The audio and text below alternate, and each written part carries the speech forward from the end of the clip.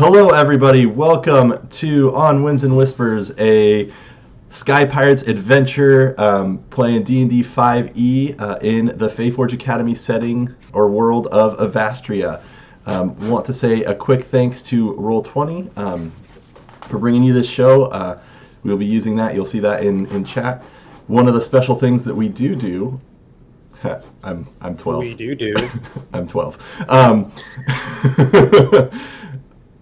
Is we have a little crew complication. If we get to 25 retweets on this tweet that is in the chat right now. Last time, what that brought is an undead drake onto the back of the ship, which is where our story will lead off. But before we get to that, why don't we introduce you lovely people who are here with me, and we're going to start with our blue dragonborn friend down there. Hey everybody, my name is Ian Gould. You can follow me. I always forget, are we doing our Twitter stuff now, or are we just doing our character and who we're doing? Sure, do a quick Twitter and your character. Sounds great. I'm Ian Gould. I'm playing Ian Gould, and I'm playing Bosun Voth, our bosun for the Azure Dragon, who is currently at 0 hit points and is feeling great about his life. And we playing Dungeons and Dragons. I'm a Dungeons and Dragons creator. You can follow me at ENG Gould on Twitter, and I write for DM's Guild. Back to you, Steven. B. Hello. I think this is the first words that I've said since I woke up this morning. So your voice is feeling real nice. Yeah. Good morning. Good time zone.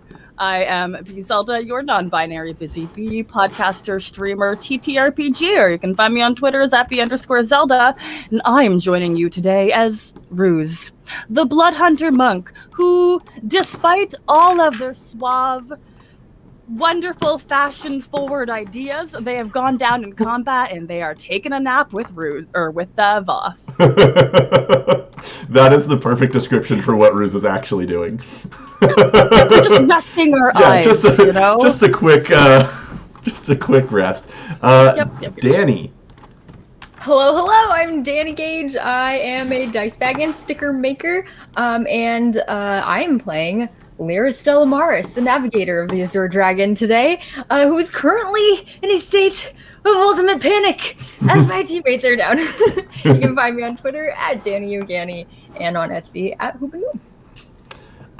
Prince. Oh, hi everybody. I am Prince Amir Hamza. I am known as Dimples and Dice around the internet. That's where you can find me, Dimples and Dice. I stream TTRPG things, variety stream, and I'm pretty damn good Hades speedrunner. Like really good. You can also find me at my sister station, Rolling D's 20s, where we'll have a new campaign starting in Cyberpunk coming up. And I am playing Sin, who was the last, him and Arena are the last one standing, and Arena is looking like the last standing isn't going to last that long. I have a giant furry arm that I'm trying to beat a dragon down with. That's what I got. And that's what matters. And Eris. Hello, I'm Eris Savad, also a Stitch Witch. You can find the things that I make on the internet. And today I am playing Arena, who is she's a little nervous about her down companions and is hoping that that her friends can pull through some miracles because it's looking pretty bad right now. What the? Why did that do that? That was very weird. Oh. Sorry. Google Meets just decided to readjust everything without me touching anything, so that was cool. But we fixed it. We're good. Okay. And I'm Steven. I'm your dungeon master and do lots of other stuff with Feyforge. Sometimes I play games on here. Mostly I edit podcasts, including the Feyforge Academy, which comes out every Friday. And just launched a brand new podcast with B and my partner Kelsey called Anime Attaché, which is B teaching Kelsey and I how to anime. So if you are figuring out how to get into that genre of stuff and you want to learn, come join that journey. We're watching season 1 of My Hero Academia. with that, we got a little video for you again this week. I slacked off last week. Oh, go ahead. Before we continue, Stephen, I also want to do another plug for Stephen because this has been a new tool for me that Stephen and his beautiful partner, Kelsey, provide. They will literally tell you stories to fall asleep to on Thursday evenings, and I've been taking full advantage of that. I have fallen asleep to your dulcet voices talking about phase stories now for like the last 2-3 weeks. It's been great. So, Amazing. It's at 11:30 Eastern time, which is perfect. Yep. That's bedtime stories with Brina. So we tell improv stories. So we draw 3 words at the beginning of the stream, and then with the help of chat, we tell a fairy tale set in the world of Avastria, which is where this game is taking place. So it's lots of fun. Now, with that, let's get y'all in the mood for some pirate stuff. The Black Ballad. The legends I could tell of that crew. And of that Captain Selenius Fearheart. A name mostly whispered in awe and fear.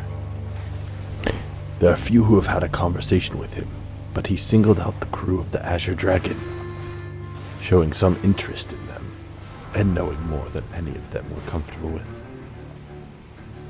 For good reason.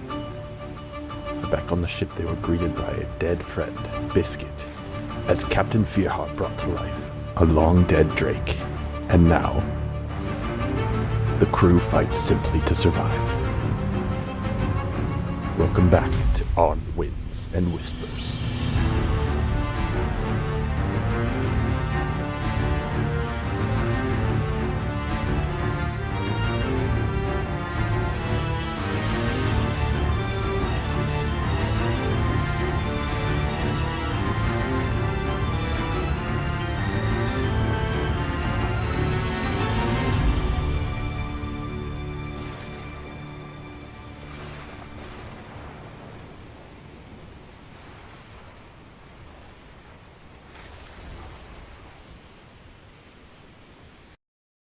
That's the thing I've dealt with as well. And we're back. Oh. I forgot to give you all a heads up.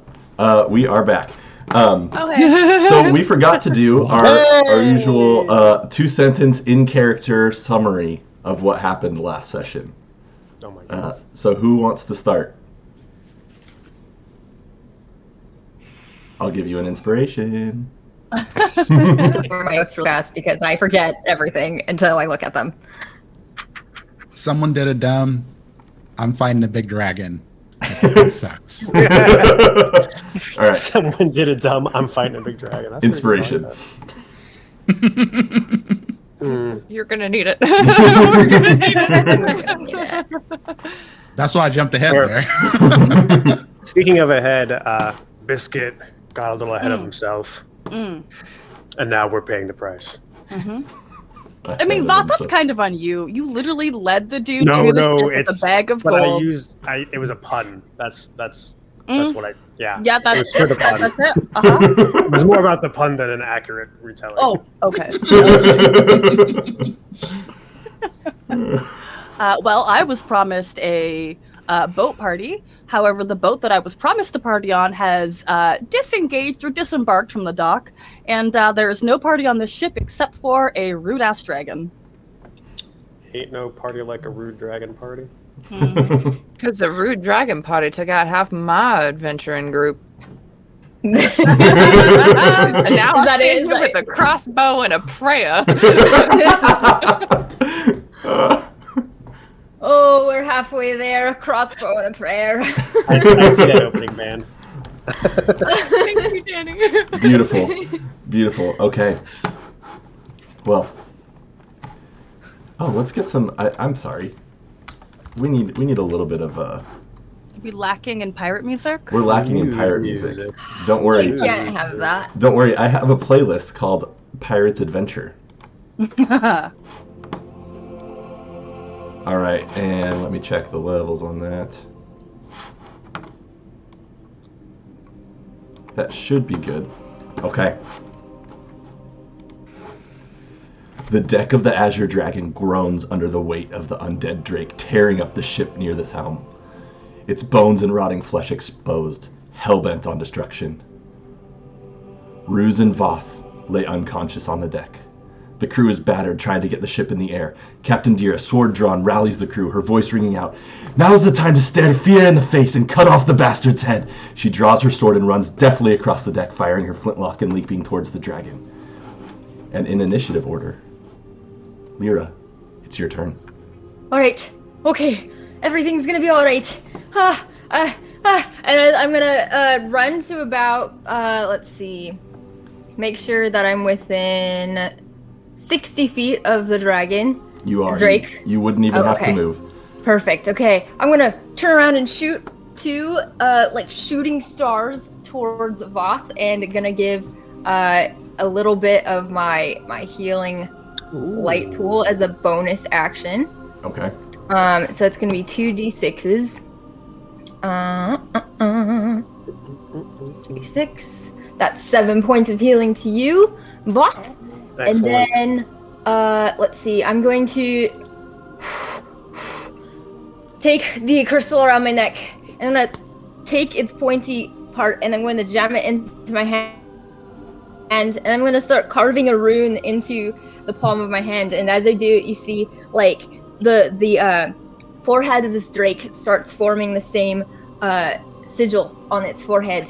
And as I do, I'm gonna just better not to wait. And then I'll finish and do the last mark on it. And I'm gonna cast Banishment. Oh, yeah. Oh. It needs to make a charisma saving throw. Okay. I'm so scared. Okay. Charisma save. That is a 9. Yes! All right. So I guess flavor for that is as the sigil finishes its last stroke on the drake's forehead, just a bunch of swirling shadows come up like a black hole around it, and it vanishes. Yeah, and agreeing with the chat that's happening right now, I'm going to give you inspiration, because that was literally the best description of banishment I've ever heard. Oh, yay! So, as this drake starts to like look around and blink out, it's gone. The crew is still actively trying to get the ship up in the air. Would you have cast that before? Would you know? Do you think This is the first time. This is the first time? Okay. Yeah. I wasn't sure it would work. Okay. What are you all doing? I am going to need probably. You've got. Well, I'm not going to say We have that. a minute. You think you have a minute? I don't know if you would know that. But Okay. Ruse is unconscious on the deck. Yeah, Arena, like, as soon as that happens, Arena, like, eyes wide, mouth, like, actually open, standing there with the crossbow bolt for a moment. I don't know. And then I'm like, wait, Bruce, Sin is looking around real confused. He was ready to uppercut a dragon. I will run over to Ruse and say, "Oh no!" and start just like kind of smoothing out around their head and kind of around their hair, and say, I just hold their head between my hands and say, "Please wake up, please, please, please, please, please, please, please, please, please, please."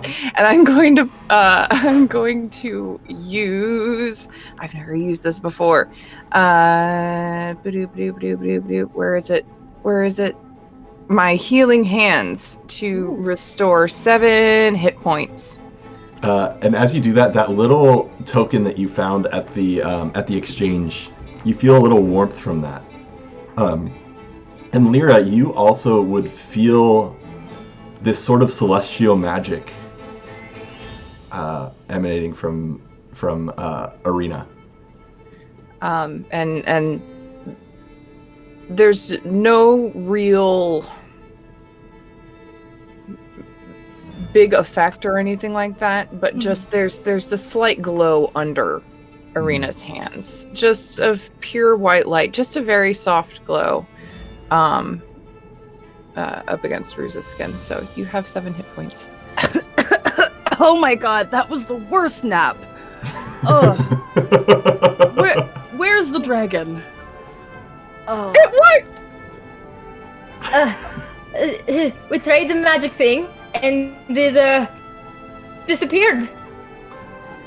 Voth Okay. gets up with a start and is like, "Oh, Vapish, get out of that! Oh, my head!" Looks around and looks right at Lyra as do you still have this rune carved on your hand? Yeah, it's bleeding. Ooh. What did you do exactly? Well,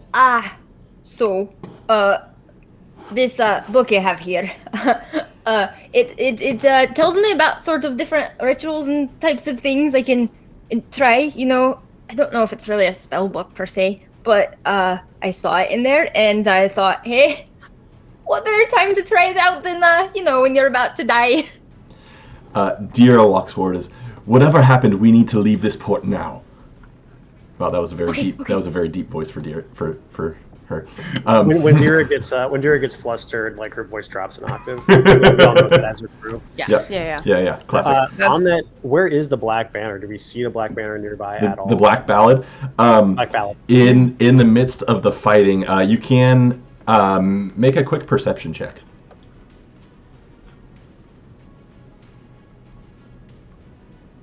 The quickest of perception checks. Yeah, you see it off. It's looking a little small from where you are. You can't tell if it's still moving or not, but it is off the shore, kind of over the water, and very high. Is it small or is it just far away? The captain's barking orders. Voth is going to fall in line and start doing what he needs to do. He's still very badly injured, but he feels this healing light that Lyra brought him back from the brink with, and is going to limp his way towards his station and start helping with the rigging, the sails, relaying orders. Lyra, are you taking the helm? Yep. Okay. So you notice as you start to kind of bring the ship up, that it starts to list a little bit, almost as though one of the crystals may have been damaged by the dragon or the drake. It's flyable, but there is some sort of issue. Ooh. Captain, I don't know if there's anything we can do about that, but, it's something to be aware of. Ah, fuck. Okay. Okay. And I will say also, as you all look kind of at the shore, you see a lot of armed pirates, making it very clear that y'all are not welcome. Eldritch Blast. Finger guns in the air. For reals? No. We have to come back here. This is a nice place. I have friends here. The temptation is there, but if someone stops, then he won't do it. Is it clear to us why the pirates on the shore would be angry at us? Lots and lots of magic. And you have already kind of destroyed part of the town. What they don't know, they don't know why a giant drake would have appeared on the back of your ship. But y'all are trouble. I mean, if magic got us into this problem, then magic is the only thing that can get us out. Voth does coughing. not. No. Voth does not stop Sem from Eldritch blasting. Neither does Lyra. Jesus Christ. Eldritch Blast it is then. Somebody stop me. Okay. Nobody? Okay. Arena's busy. We're trying to get this thing in the air. Listen, he is a little bit hyped up right now because, giant demon arms coming out of him, and this dragon just disappeared, so the fight stopped, and yeah. Okay. Roll your Eldritch Blast. Happen. And you get 2 blasts, right? Mm-hmm. Okay. And if they're anywhere near like the docks and they can be pulled over, they're gonna get pulled. Okay. Splash. The first one will hit, and the second one will hit. As two of these pirates get blasted and dragged into the water, screaming, and just a volley of musket and pistol fire starts ringing out at you all. I'm going to need all of you to make a dex save. If I There is argue so that much I'm trouble. laying down on the deck, do I still need to make a deck save? With Just laying advantage. down. With What's- advantage. Okay. We'll meet in the middle. There we go. I'm good. Okay, so we've got a 13, 15, 16, and 18. And what's Ruse got? I have no idea. Roll 20 sitting at loading. Perfect. Yep. This is good. We're back in. There you are. Did my rolls go through there? Probably not if it wasn't technically loaded. I don't see Yeah, it those doesn't, from yet. Okay. doesn't seem like it. It does still say loading for me, so despite the fact that you can see my name, Huh. I don't know. If you have regular dice around you, why don't you do that for now? And the internet is just not our friend all the time. I got like a +6 in dex. 12 and 12. Total? Yeah. Okay. I got 2 6s. Well, it's very fitting because I set the DC as 13, so everyone takes 9 takes 9 piercing damage, except for Ruse, who takes 18. And I go back down. I assume that Ruse is taking a nap again. We're gonna say that Voth was like in a position where it looks like he was like working on something. And when the bullets hit him, he just goes to 0 hit points, but it looks like he's still sitting up. It's kind of like a weekend at Bernie's kind of thing. You're like,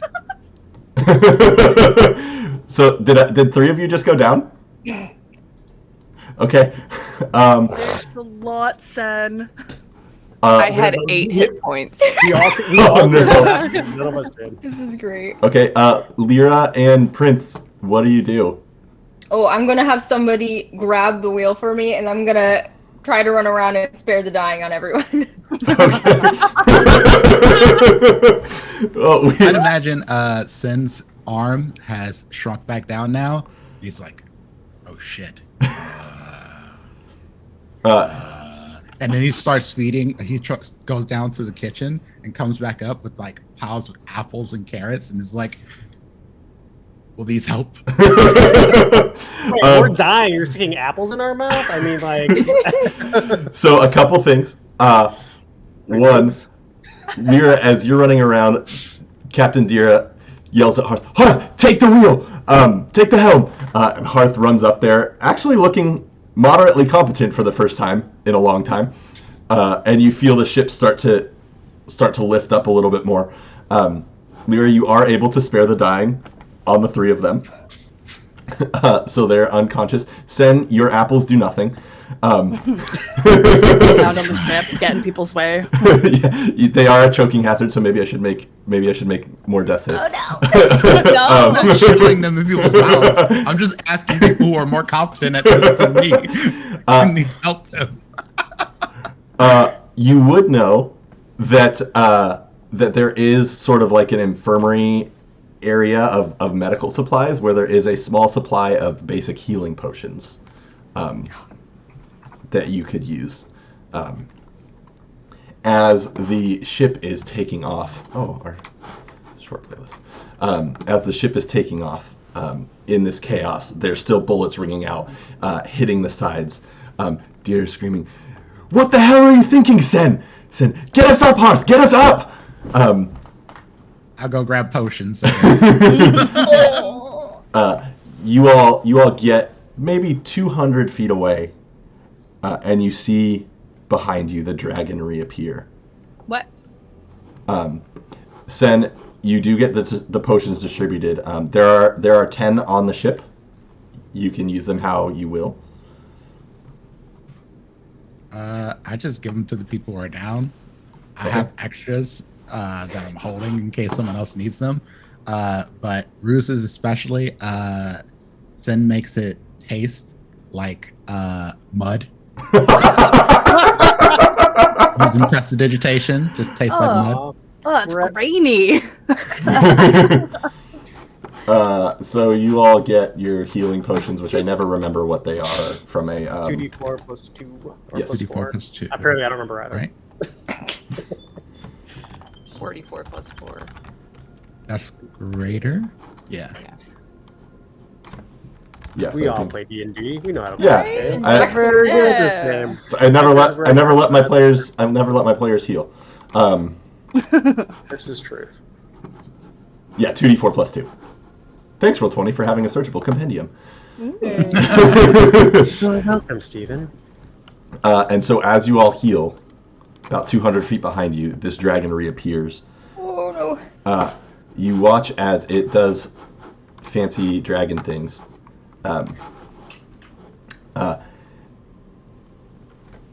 It disappears in this black shadow and reappears about 60 feet closer to you, and is flying in a beeline. And we are going to go right back into the initiative order, with Voth being next. So, I hate this. I so hate all Voth- of it. Voth saw this ugly bastard coming and has kind of like prepped for this. He's going to, as the Drake comes up, he's got he's like poised, he's like what's the word I'm looking for? Not perched. Posted, that's the word. He's like posted up in his favorite perch on the ship. Okay. He's got his long musket trained on the beast as it's coming into sight, and as the Drake's getting closer and closer, he's like, "Tat, step right into my crosshairs, you dog-eared bastard," and is going to not sharpshoot because this thing is very limited. But he is going to. It's been long enough. He's going to remark it as his favored foe. He's going to go ahead and throw his hunter's mark on it, and he's going to get his swarm of siblings, and we're going to unload on this beast. As this swarm of tiny dragonborn fly towards it. Does a 21 hit? A 21 does hit.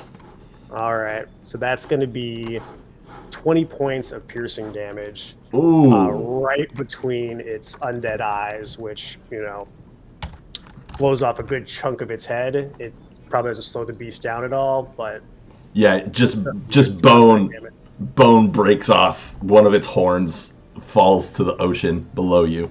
Anything else on your turn? He's gonna take a second shot. Okay. Yeah. Let's go. Does a 17 hit? A 17 also hits. Now I accidentally pressed the sharpshooter button, and I'm gonna go with that. Excuse me. A 17 doesn't hit. I'm sorry. I said a 17 hits. Hold on. Wait. I saw the 20. 17? I meant a 19 because Twitch guidance. Hey. A 19 does hit. There it is. Hey. A 19 just hits. Thanks, Twitch guidance. All right, and we are going to throw Hunter's Mark on that. So for 21 points of piercing damage. Dang. Why don't you describe how you kill this dragon? Hey. Blows away half of its head, and it's like in the zombie movies where like you've done a mortal wound to the beast, but it keeps coming because it's an undead freak. And then as it gets a little bit closer, he lines up the shot and blows up the other half of its head. Headless neck stump just writhes around, undead ichor spraying everywhere as it falls, tumbling into the ocean. Nice. As it falls, there's a shadow that emerges and keeps moving towards you. It looks almost like Fearheart. By the gods of seas and skies, what is this? Jerk. As it gets to you, he said, this shadow kind of forms on your ship. Says, now that you know I'm not to be messed with, I offer you a parley. We can be enemies or we can be friends. And I am not someone you want. as an enemy. Does the captain hear this? Yeah. I'm preparing a feast, just a short distance from Havren, on the shore, off both our ships. Offered you an invitation to a dinner party, and I'm a satyr of my word. I expect to see you there. And from the shadow, a small little map kind of appears and just kind of floats down and falls on the deck. And the shadow vanishes. Captain. While still laying on the ground. Can we go to the party? He tried to kill us, Ruse. Oh, it wasn't that bad. You did worse when the people shot back at us. Why did you shoot at innocent pirates? Innocent? Pirates? Yeah. What? Gunshots hurt. And that You potion should avoid tasted like gunshots. mud. I was laying on the deck. I didn't think I was going to get shot. Dira picks up the map. Oh, poor Dira. Looks at the five of you. Shouldn't do this, Captain. We shouldn't do this. I know what you're going to say, but we shouldn't do this. Captain, he's invoked the ancient pirate code of parley. I'm very well aware of what he's done, Voth. I need some time to think about this. In the meantime, Lyra, she hands a small map. Take us here. It's safe for us. All right, Captain. Make sure the color is erased. I'll be in my quarters. If I'm disturbed, you will no longer be a member of the Azure Dragon. Understood. Hearth, come with me. And the two of them walk into their quarters, and she slams the door.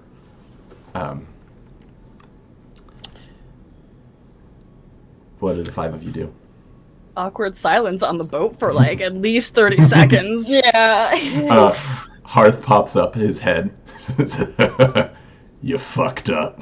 You have to go to this party too. Really enjoying that. Yeah, but she's not mad at me. Have a nice nap, Hearth.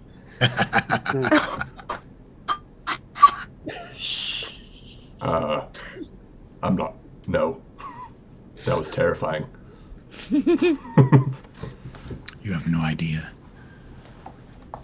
Whatever, said. Oh, I'm still going to eat his dreams. I'm still going to eat his dreams. So, you can have a short rest as Lyra is taking you to a place none of you have ever been. It's kind of on the island, a little bit to the south of where you are. I do need you, Lyra, to make a dex check with your proficiency.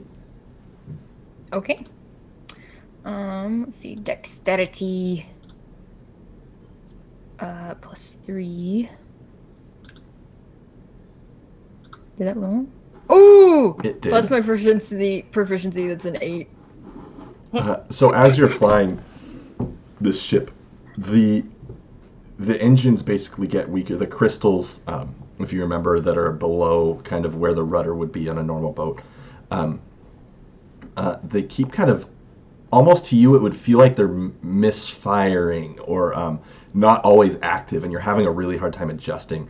And in that, you kind of slam into like the side of a cliff. We're going to roll. Sorry! Sorry! We're going to roll to see how many of your friends get knocked over. Oh no, it's not our little babies. Just the crew. Maybe. Just the generic crew. Oh, wait, you're talking about the gnomes? Yeah. Steven, how are the gnomes? Are the gnomes okay? The gnomes are untouchable. Thank you. As it should be. So as you slam into one of these, 7 of the crew that you hired and that Dira hired kind of go flying off. Dira pops her head out. What was that? Oh, just some rough weather. It's fine. Dira, if you destroy this ship... God damn it, I... Just slams the door again. As the rest of your navigation goes, aside from that one slam, you're okay. You come to, on this cliff, there is this old but very elegant castle. There's very clearly two docks. One has a ship in it already, Nairinian colors, very, very fine, and the other is open for you. As you approach to dock, there are 4 humans there waiting for you. As we're approaching this castle, there's definitely like a sense of I think probably unease amongst the crew. Does that sound right? Mm-hmm. Very much so. Not everybody's looking so great, you know. Rouge has made it clear what their position is on Project Party. Voth is gonna kind of like take some time as we're making this approach to saddle up to Rouge. Looks like we're in for a hell of a party. I don't think the captain's going to turn down the invitation. We put her in a tough spot. I mean, the guy, what was his name from the Black Ballad? Selenius Fearheart. Selenius Fearheart. See, that's a captain that I would like to follow. I mean, don't get me wrong, our captain's wonderful and all, but did you see that dragon? Ugh. Divine. Did you see Biscuit? Just when he was ahead, yeah. Yeah. Well, if you decide to join Fearheart's crew, it will be moderately challenging to replace you. But we would miss you. Don't have to worry about me leaving. I can make more money here than I could ever make over there. I think a lot of their crew is dead. Turns out there's not a lot of bounty on dead people. Not surprising, really. You'd think there would be. No. Don't really have to worry about them. Heartless pops in. Dead is usually the what we're hoping for with the bounties. Yes. No, you've got that right. Thank you. Where have you been? Are you trying to avoid Sen? Yes, absolutely. Okay, just, be worried when your eyes are closed. I'm aware. I'm very aware. Okay. Good. It's when I'm mostly afraid. Luckily, I have a big vat of brickleroot tea. Old dwarven friend of mine showed it to me, and should keep me awake for a while. What do you think about all this, Heartless? What do I think? I think we're up a creek, as it were, in a hard spot. You're dealing with one of the most legendary mythic pirates to walk these or fly these skies. I don't know how much of what has been said is true, but given the fact that we just fought an undead dragon, I would venture to say most of the stories might even be downplaying the truth? Yeah. The confidence and that shadow thing that he did, that's far beyond anything I've seen. Right. And I feel like if he wants to parlay, that's our choice. Plus, it's an excuse to get dressed up. Heartless, the parlay is not a choice. It's a sacred pirate oath. The parlay must be honored. How long have you been a pirate? Like my whole life. Huh. Oh, you want to have a pirate off? And Voth stands up real straight. I'll judge. This about 8 foot tall Goliath also stands up straight, looking down at you. Says, "Listen, maybe this is why you're still a bosun. But you Heartless. you pirate long enough, you know that everything is more suggested than required. Heartless, do you remember that time we killed somebody for even saying the word parlay? That was fun. That was so much fun. That is my favorite kind of parlay. He said, you want to parlay? Right? Parlay? Stab. Yeah, just right off with his head. It was beautiful thing. And you just one slice. I don't have the arm strength that you quite have, you know? Yeah, no, plus I've got that extra reach. He thought he was safe, kind of back a little bit, but... And then we look back over at Voth pointedly. Voth looks at Heartless, looks at Ruse. The captain will decide whether we parlay or not. And neither of you are the captain for that reason. Oh, it's definitely for the best. I think the last time Heartless was a cat, was that when the mutiny happened? I wasn't aboard your ship, and that was when you and Sen had bad blood. I do want to hear that story, just not from Sen, you know? Fuck you, Ruse. I was a damn good leader. That reminds me, here's a menial task for you to do because I outrank you. He grabs a mop and a bucket. Says, yes, bosun. It starts mopping the deck. So as y'all can hear a cackle from the crow's nest wherever you're listening. I'm like, Sen walks up and sees this and just laughs and then just goes back below deck, and you can hear him laughing just as loud as can be. Oh, that's perfect. God. You know, if only we could get Roos to do the same thing. Oh, interesting. We're at 29 retweets. Oh, son of a heck, this I'm frightened. No. So everyone knows what that is. That, do we? It's fine. I mean, I'm gonna roll it and I'm gonna stick it in my pocket for later. Y'all will get a long rest. And I did tell you last time that once you got past the dragon, you would be level 8. Oh yeah, thank you. So you are level 8 once you long rest, which should happen soon. I mean, I don't totally trust y'all, but maybe. Long rest too means roll a d6. Lyra. Before you get your long rest.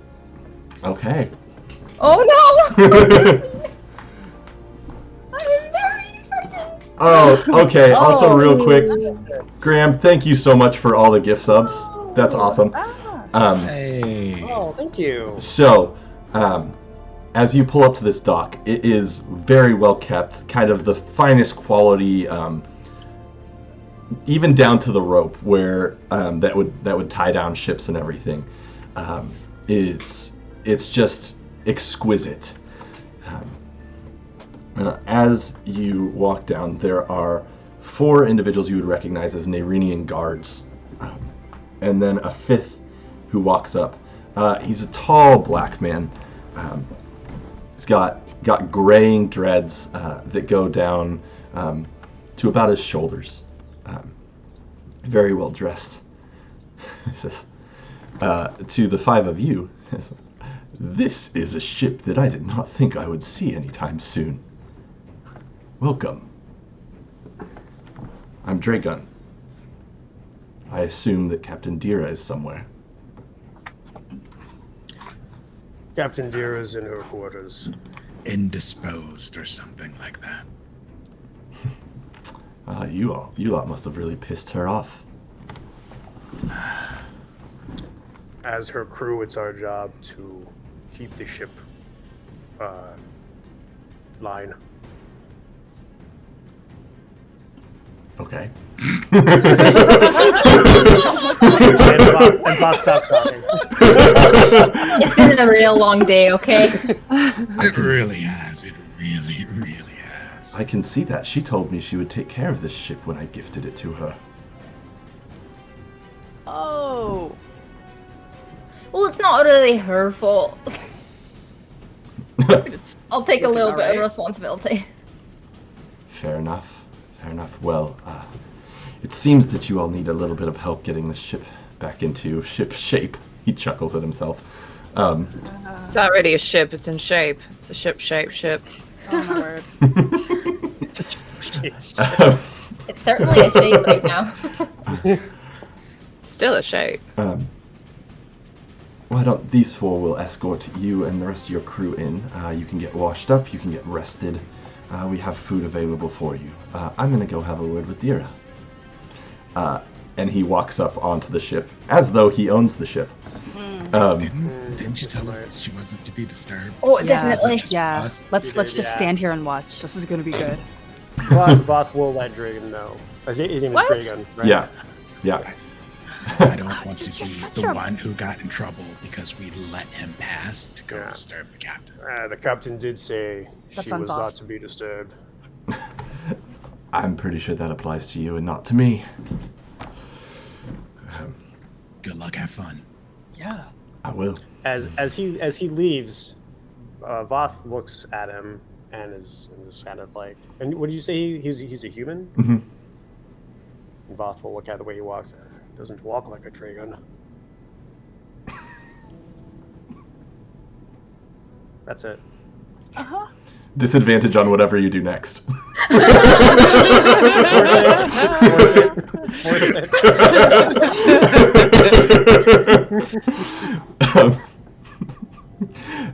You see him walk, knock on the door, which opens. He smiles, gives Dira a hug, and walks in and locks the door. The other four, these guards say, if you'd like, come with us. You all look like you've had a bad day or two. Yes. So as they lead you into this castle,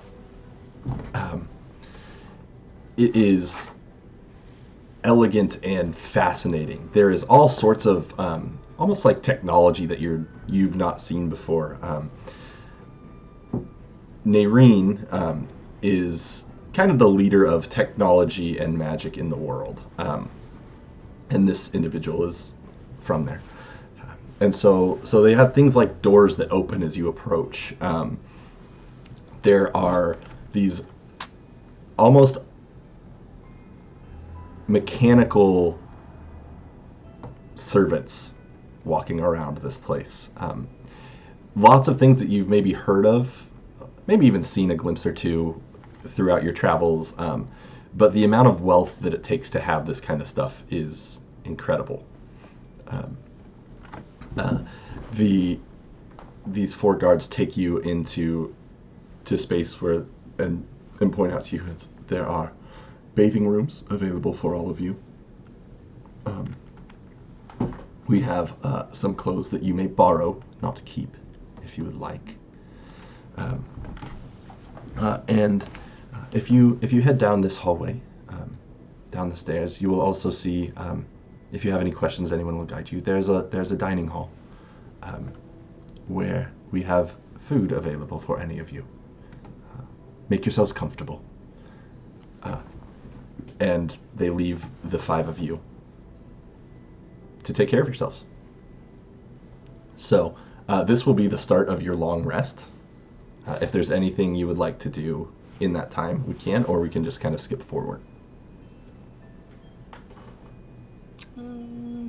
I mean, I wouldn't mind a fashion montage where Ruse takes apart all of the clothing in the closet, tries them all on, then decides they're all trash. Yeah, I mean, absolutely. And this is it's. Hello, puppy. These kind of wardrobes are massive. There's probably in each room there's like 3 different wardrobes. Each wardrobe probably has 20 different outfits. But definitely not Ruse's style. No. And Too fancy, not fancy enough. That one's mustard yellow. Ugh. Beautiful. The other 4 of you, anything that you're doing?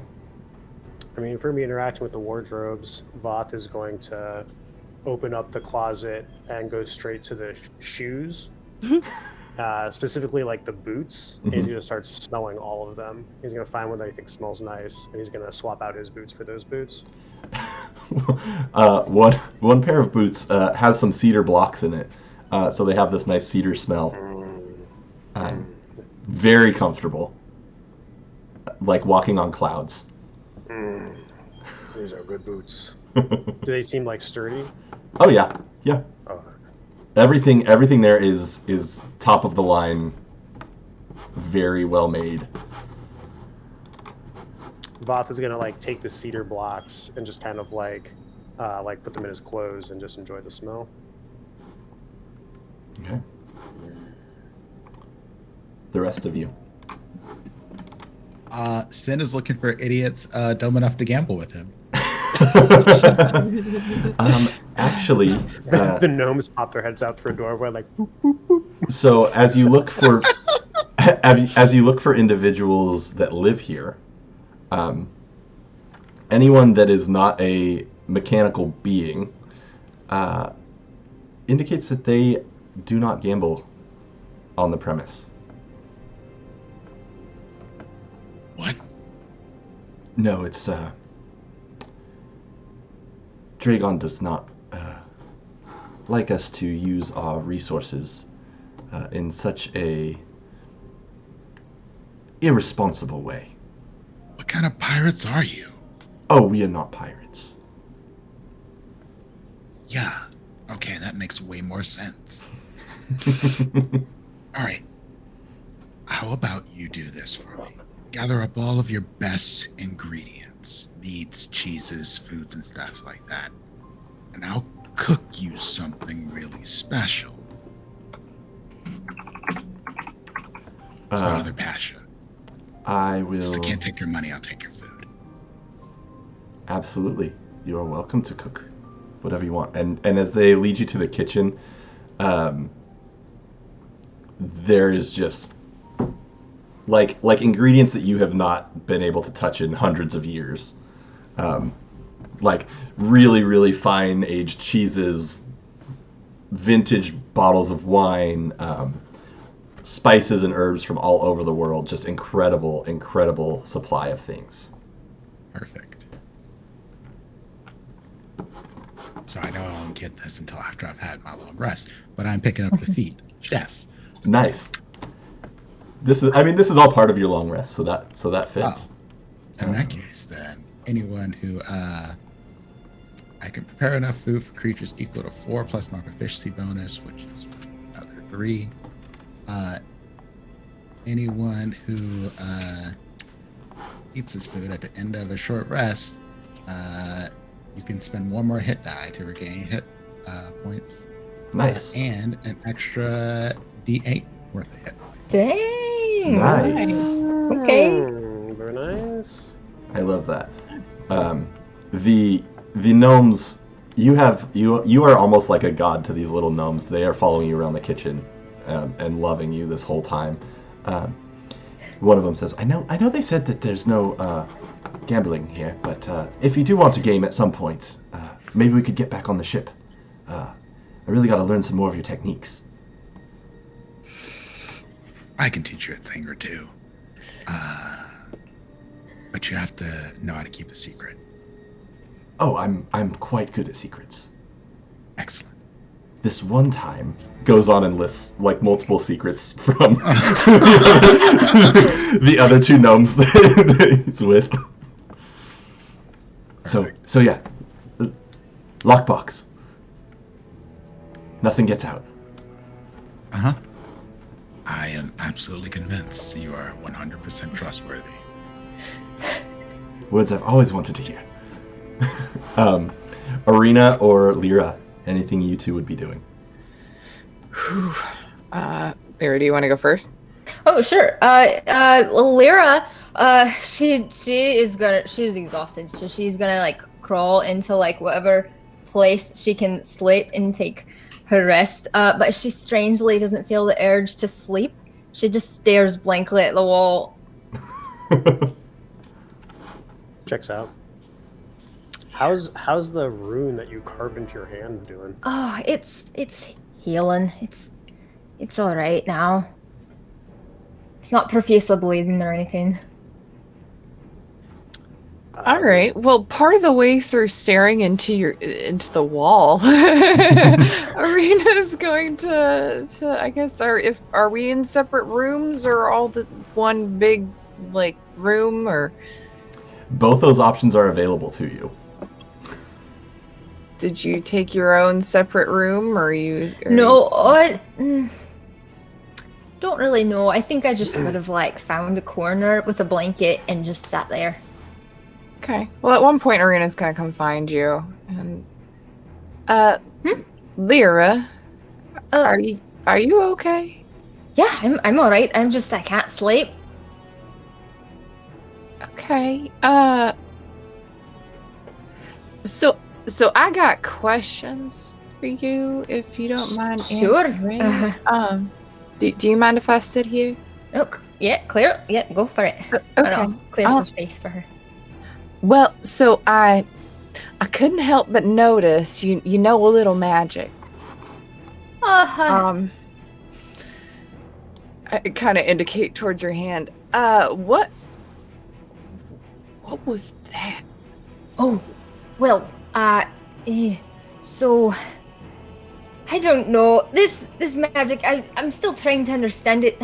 I'll pull out the book and just put it in front of her and I'll say, a while ago, there was this, well, it's kind of a long story, but I helped somebody who was in real dire need once, and they gave me this book, and the things in it, the things I've learned, they've gotten me through so many different situations, and it's where I've learned this magic from, but I don't quite understand it. It doesn't seem to be the same as many of the other magics, when we do come across them, seem to work. So I still actually don't quite know.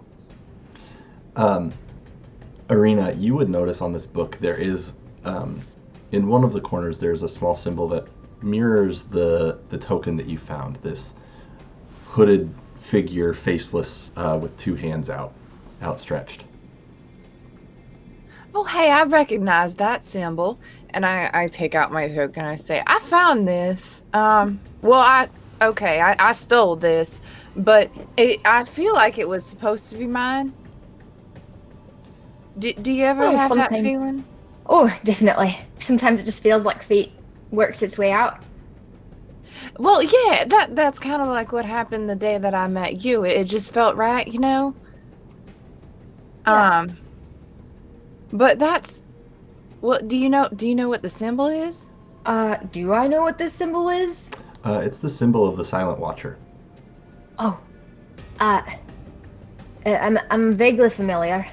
It's the Silent Watcher. I've heard it's been a while, but the person who gave me this book was a worshipper of him, I believe. Kind of general knowledge that most people in Avastria would have is the Silent Watcher is an old deity that is this god. I need to pull up the correct document so I don't screw it up.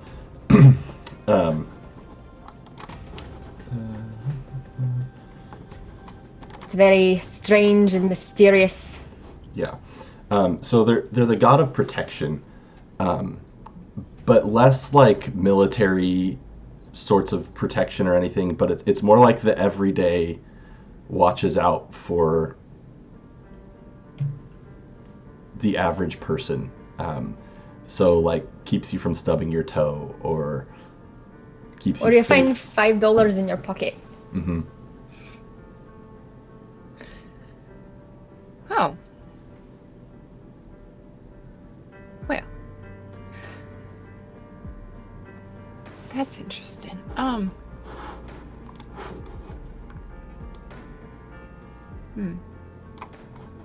What are you thinking? Well, you know, I don't know. I never really studied the gods or gave much thought towards it, so... Me neither. It's always something that kind of was a little, well, didn't seem to hold much weight. But, that's interesting. Well, judging by how much you've learned from that book and how much I feel like I don't know, it feels right to do this type of magic. Tell me, your magic, it seemed a little familiar. When you were doing that thing over, Ruse, where's yours come from? Oh, I'm not sure about that. I didn't think that would work. I was just kind of hoping. Definitely know what you mean there. Yeah. Well, definitely.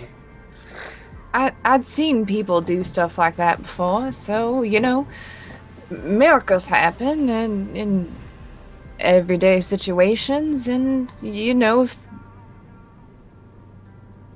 well, maybe the Silent Watcher was there. Maybe they have their hand upon you as well. Hopefully we can discover more. I'd definitely like to learn more about how this magic is working.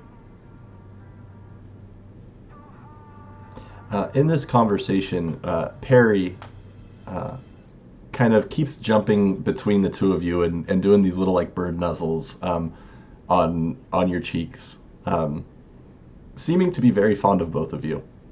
Oh, the cuddliest bird I've ever seen. Yeah, he just kind of flew up to my mama's ship one day and stayed. So I just kept feeding him, and, well, I don't know. He really likes the rats I give him. I don't know if that's anything to do with how affectionate he is. Oh, and there's plenty of rats aboard this ship. Yeah, well.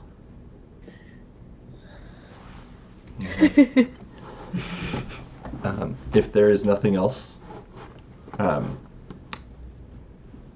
that any of you want to do, we will have the long rest. Yes! Just to throw it out there, this can be a whole side campaign later, but there's absolutely a whole montage where all of the Dragonborn siblings are trying on outfits as well. Babies.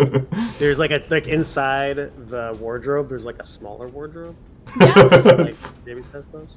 Absolutely. Mm-hmm. Who are the three people that are sitting outside, like waiting to judge, like the kids' outfits? Yeah. Oh, Voth is definitely stage dadding this, so he's not going to be a judge. Oh, okay, you're on the side, just like encouraging them. You know, gotta fix that little bow. Like, okay, this is good. Beautiful, beautiful. Oh my goodness, thank you. So, as you finish your long rest, you do not see Captain Dira kind of this whole 8-ish hours. In the morning, as you all kind of enter into this hall, where there's eggs, there's fresh fruit, there's fresh baked bread and muffins. Smells wonderful. You actually see Dira and Dragon and Heartless all sitting at a table, kind of laughing, having a good time. As you all approach, Lyra says, Come, have a seat. You all look well rested, much better. I'm feeling much better. But we do have some things to discuss. The boss sits down and makes himself very comfortable. Namely, this parlay. Now, I've been talking to Dragon, who typically stays out of pirate affairs. But he has been very gracious to provide some services to our ship. I guess I should say his ship. He gifted me a long time ago. But he has the people who can actually do things and fix the crystals, as well as kind of patch up the holes in the ship from some unnecessary fire. as she looks at Sen. Now, I know the last couple days have not gone maybe as any of us expected. I know that your little plan to try to get Biscuit on the Black Ballad may have been the cause of the Drake, may have not. But as I've sat and me and Dragon have talked about it, it actually was a decent plan. How you were to know that a pirate could bring Biscuit back to life and raise a dragon, not possible. But I do want to ask you now for your thoughts on this parlay. What do you think? You're asking all of us? I am. Oh, I mean, I love a good parlay. The drinks, they're great. The gambling, the volume level, but somebody's gonna get stabbed. Absolutely. Without a doubt. Yeah. I mean, Probably multiple people, and it might be us. Pretty sure he wants all of us dead and on his crew. Mm-hmm. Can't blame him. We're kind of amazing, but It's true. Also hard to control. Live, at least. I get the sense, though, that if he wanted us dead, he would already have killed us.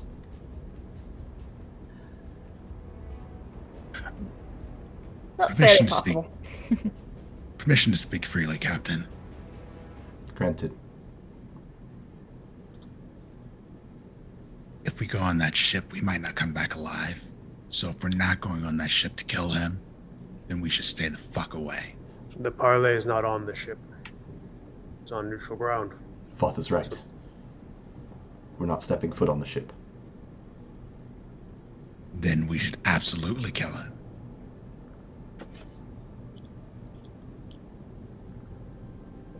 yeah. Did you see what he did? I did, and that makes me hesitant to try to kill him. Because I like being alive. I'm not sure about you. I can only speak for myself.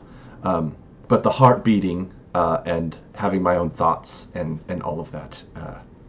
Captain, I've been alive for nearly 300 years. I'm beginning to wonder how you got this far. Did you have a lot of help, or? I don't know. I if mean, you got permission definitely. to speak freely. I mean, In a sense, yes, I've had help. But the kind of help I have is not the kind you want. no, I definitely don't. I'd agreed. It just seems that maybe, I don't know, Sen, seems you've been a little down the last few weeks, and just one pirate to another. I'm concerned that you might have a death wish. No, I eliminate the highest possibilities of things that can end me. And I think that combined, we are quite powerful together.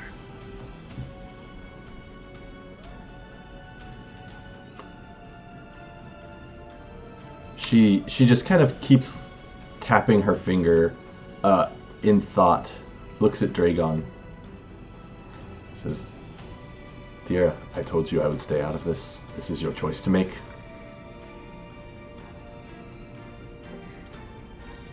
She says, "Dear Arena, what are your thoughts?" Oh, well, Sen's a pretty good gambler, and he's weighed the options.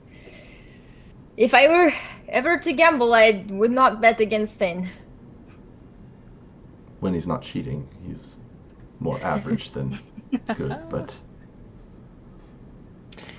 Well, I worry about how our opponent has had time to prepare, knows the area we're going to be, and has had time to set any sort of contingency if we decide to show up violent.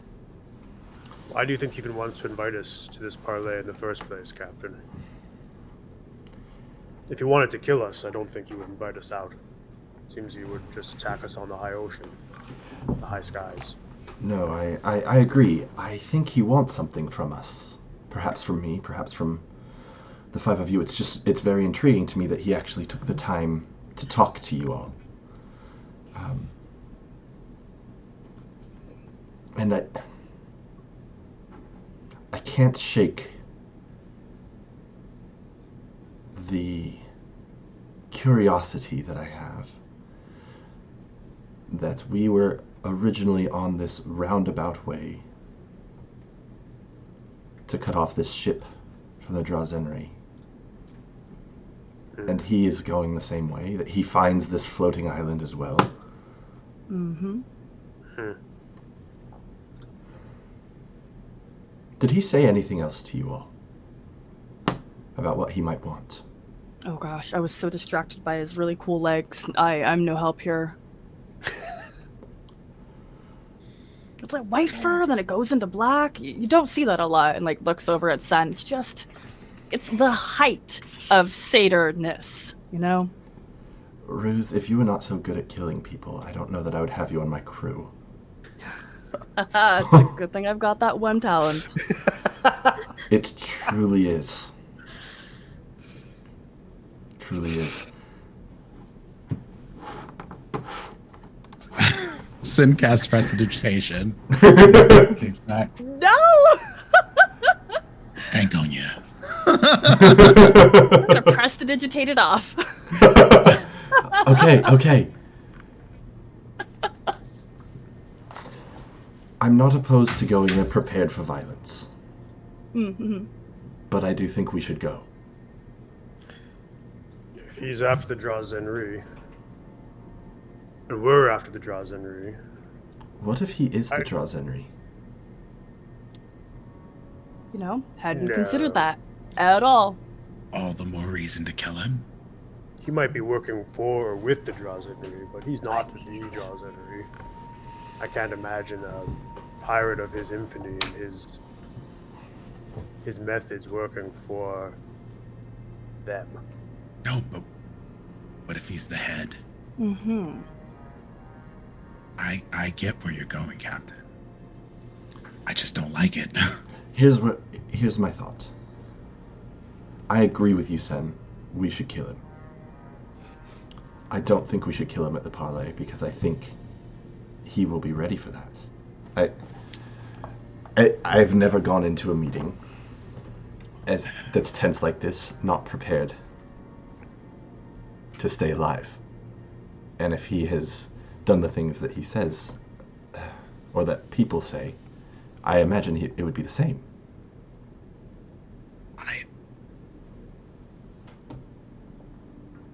I would do as you wish, Captain. Be ready. I say, Arena, do you feel like you could scout the area before we actually show up? Maybe we can have some contingency plans in place. I do believe so. I will say, one technique Mama always did is she would try to get close to people and get to know them a little bit more, observe them. It's no surprise that he was at the bar and keeping an eye on us. He wanted to gauge our abilities before he ever talked to us. He already knows about what we can do and who we are. So he wants something from us. Well, he probably wants our help in whatever his goals are. It's easier to persuade someone by making them fear you, isn't it? Yes. And when someone fears you, they're less likely to fight back because they feel like it's a losing battle. Or you trap them in a corner like a dog and then they bite. Well, we bite harder than we look. That we do. Very well. Also, Captain, I don't know if this really helps anything, but I've been bottling my blood lately, and I think the skills that are going to come out of that it's going to be fabulous. You know, you thought I was delightful before. Now I'm going to be wonderful. Do you remember when I told you that I like the results of what you do, but I don't necessarily need to know the details. Right. It's been a month or two since we last had that chat. Yeah, this is one of those moments, though. Okay. Yeah, so you keep your blood to yourself. Mm-hmm. Sen makes note of this.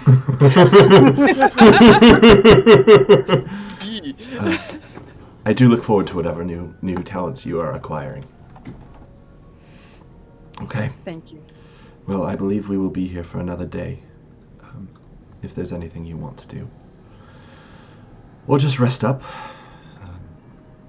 Dragon says, yes, my people are quick with repairs of this nature. Luckily, there wasn't too much damage to the crystals.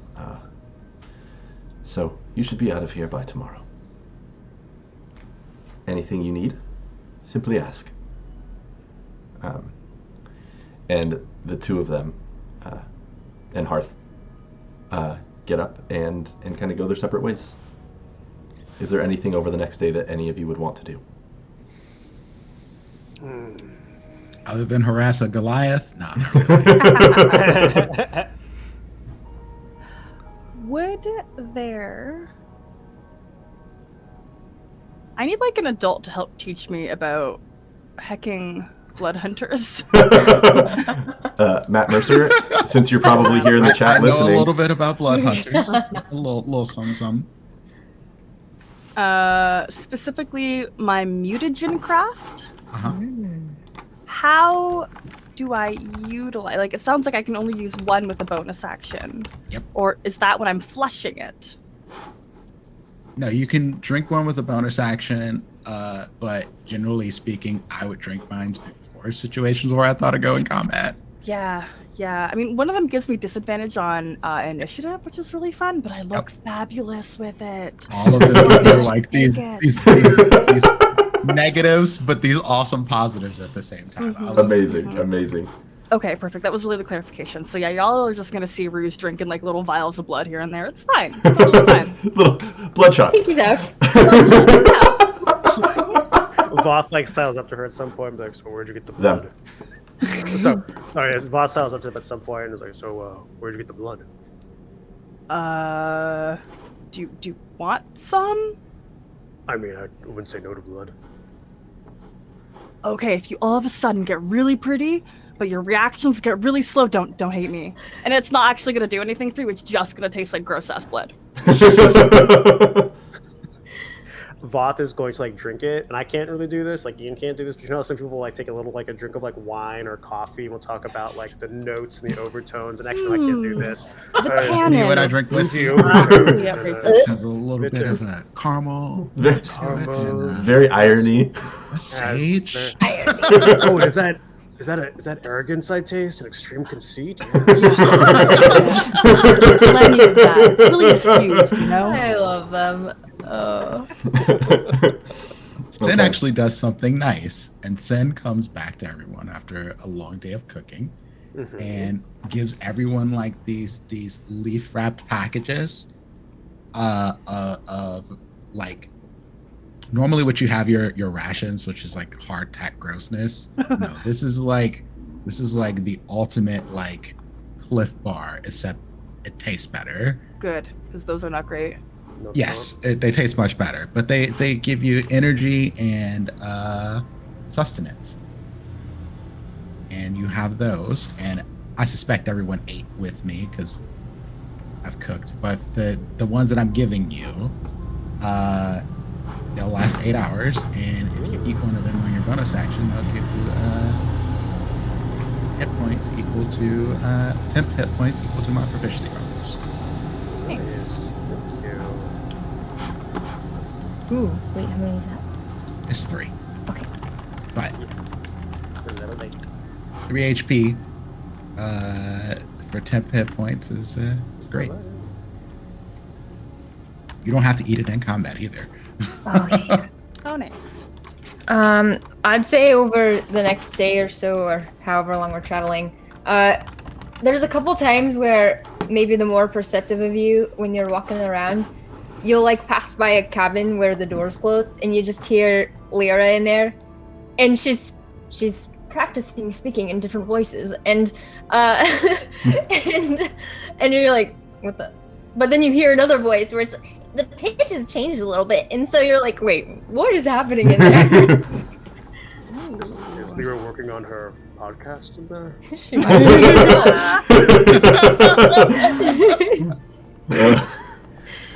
Okay.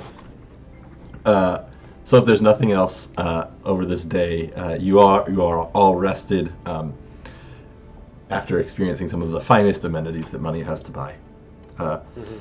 Dragon, as you all load up on the ship, it was a pleasure having you here.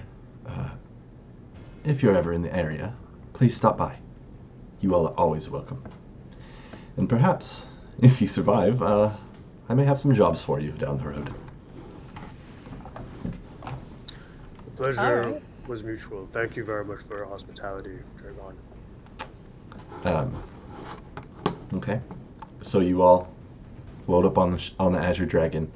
It has been repaired. And Captain Dira says to you, Lyra, all right, take us up. Gives you the map that you all received from what's his butt? Dragon? No. Oh no. Fearheart. that NPC that's very essential to this whole campaign. Very important. Yes. Not just this campaign, but multiple campaigns. Yeah. This is fun. Yeah. And says, all right, take us here. And as you take the ship off, you head still on the Crescent Islands, which is sort of like an archipelago. So there's lots of small islands in this area. You actually continue on going south, the direction you're headed, and you see after about 8 hours of flight, you see the Black Ballad kind of docked on the coast, on the horizon. Captain Dira says, you know what, Lyra, why don't you take us to the opposite side? Give us a little more space.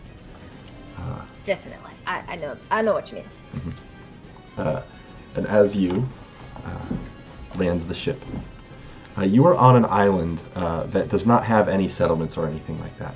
It is very tropical, lots of dense jungle, lots of nature, and Dira says to you all right, you five, I will be here getting prepared for this parlay.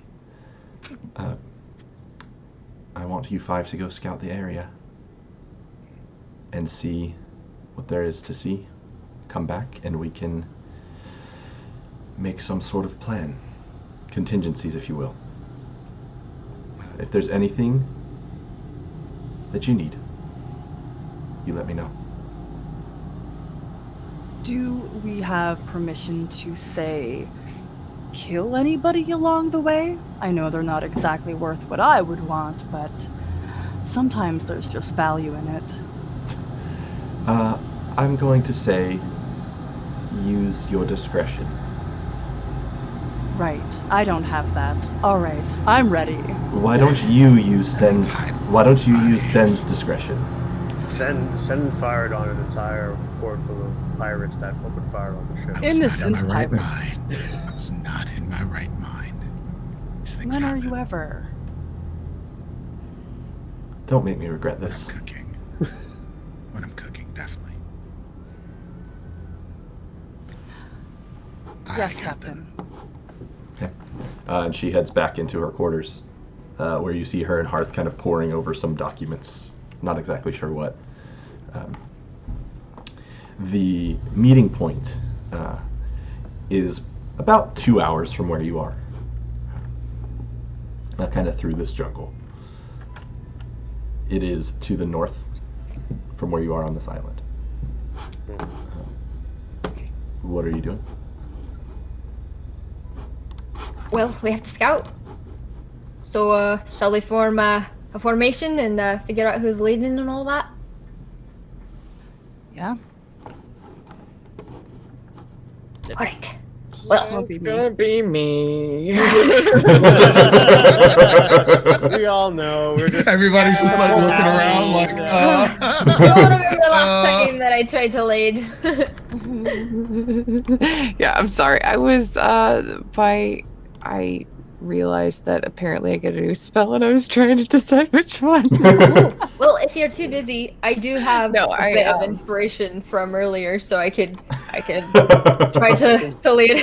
No, I'm Listen, I have definitely going goddesses, to. all kinds of Okay, things. Lyrics This will be useful when I have to make a stealth roll. Where is it? Oh my gosh. I'm sorry, everybody. Yeah, Good. I'm going to go ahead and go first and scout around. First, I'm going to send Perry around just to go around it in a bit of a circle to see if there's anything immediately wrong feeling. Okay. Why don't you roll a Well- perception for Perry? I'm sorry, what was that? My headphone cut. Roll a perception for Perry. Okay. What would his perception be? He's a hawk.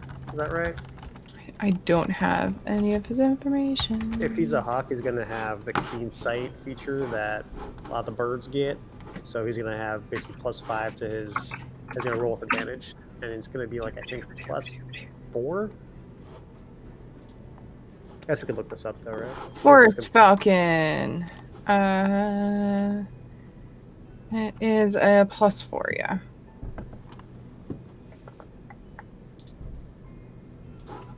I love the D&D compendium. That would be a 16 Okay. on perception. There is from above the forest. There's not much that you see. Hold on. Yep.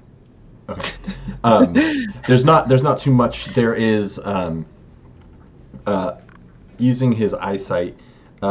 He can see as he kind of flies around. The density limits what he can see at the forest floors. There are these kind of strange. There's a strange patch of trees that the tops look burnt, and there are these swan-like creatures sitting in them that have a little gleam to them, almost metallic. Other than that, there doesn't seem to be, at least in your immediate vicinity, any of the Black Ballad's crew or anything like that. Well, that's good. All right, I'll start going around and trying to find Gash. Yeah. Okay. Did Arena see something that she would let the crew know? I mean, Perry can't really talk to Arena, so as long as he's like, he doesn't seem alarmed. Yeah. Everything he seems he just seems fine. I don't think there's any obvious traps or anything, at least. So I'll scout on the floor.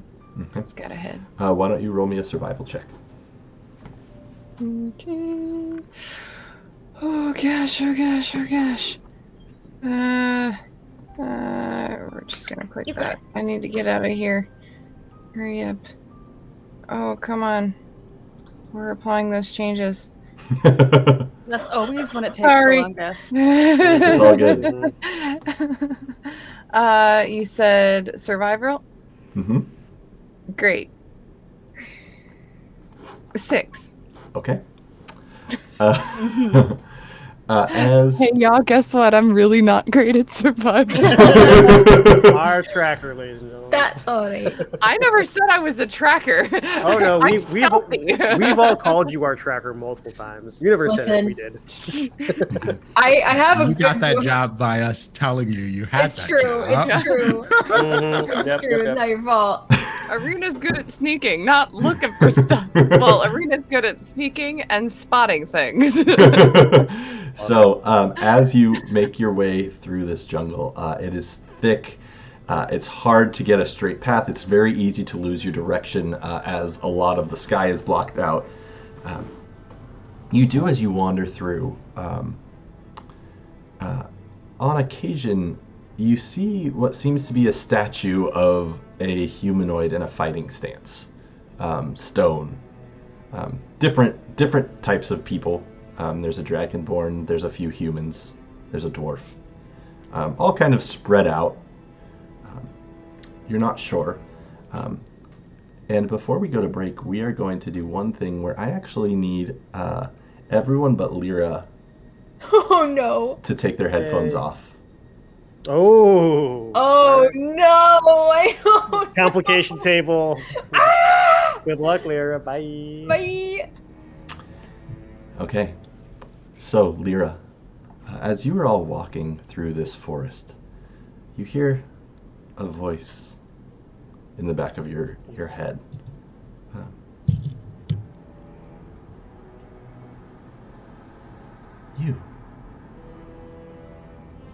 You're from that ship. Hello? Who's there? Who's there? I need you to do something. Who are you? Who I am is not that important. Well, if you're in the head, I think it's a little bit important. Names are just things. Doesn't matter. All right. What do you need? What do you want? I'm going to need you to burn your captain's maps. And why would I do that? To keep you alive. And I need you to make a wisdom save. Oh no! Oh no! Okay. I'm gonna use my inspiration right here. To roll with advantage. Okay. Oh, it didn't show up. But I got a 15, a 5 and a 15, so that's a 20 total. Okay. You feel this power starting to control your mind, and as that happens, your spellbook starts to glow. You feel this kind of resolve. The voice says, "You're stronger than I thought. So I guess this is free will. You burn the maps, or you and the crew die. The choice is yours." And the voice disappears. Right. Hey, we're back. Can I? Yeah, we can. Okay. Okay. And with that, the four of you would sort of see Lyra kind of looking around, almost talking to herself. Why don't you describe what Lyra looks like? What kind of emotions are showing on her face, Danny? So yeah, she normally hangs towards the back of the group anyways as we're navigating. So whoever was towards the back would sort of notice that she's sort of like falls behind a little bit and just looks around really confused. And then suspicious, and then kind of pissed off, which is not something you see all the time. Mm-mm. And then just like, I don't know, like a panicked confusion almost. And with that, we are going to take a 10-minute break and find out what happens in the next hour and a half of On Winds and Whispers. So, chat, thank you so much for being here. We will be back at about 15, whatever the hour is yours. It's 10. It will be 10:15 my time. In the meantime, take care of yourselves. If you want to add more chaos, if we can get that same tweet to let's say I don't know, what do y'all think is a good number? 50 retweets? Yeah. Let's do 50. I like that. 50. If we can get that to 50 retweets, we'll add some more complications like what just happened. Wait, And no, I don't like 50. 50's too low. Thanks again to Roll20 for having us as part of the Spotlight program, and we will see y'all in 15 minutes. Or 10 minutes, excuse me. I can numbers. Bye. Bye.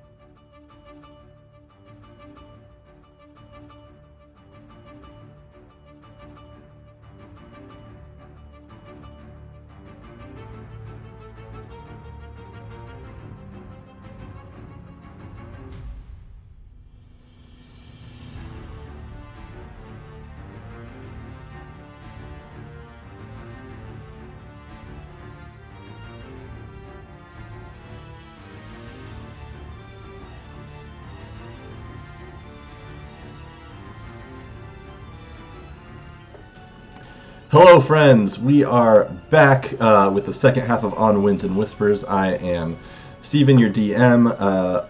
Let's just give quick introductions real quick. Just your name real quick. We have Eris.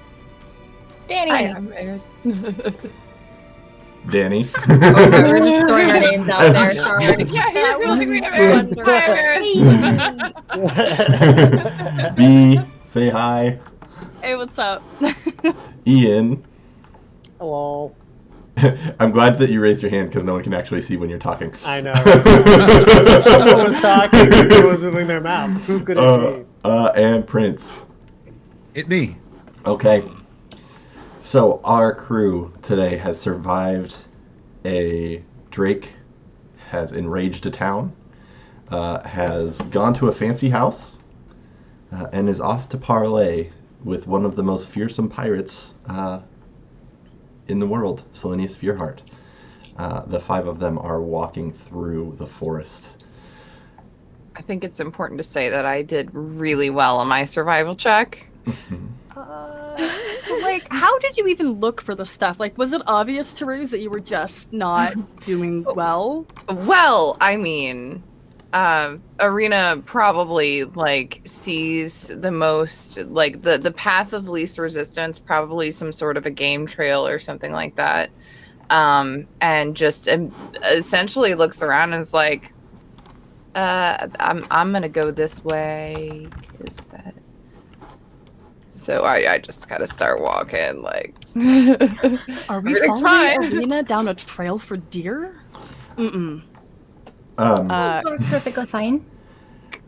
The A trail's a trail. other thing you would notice is you estimated that it was probably like a 2-hour walk.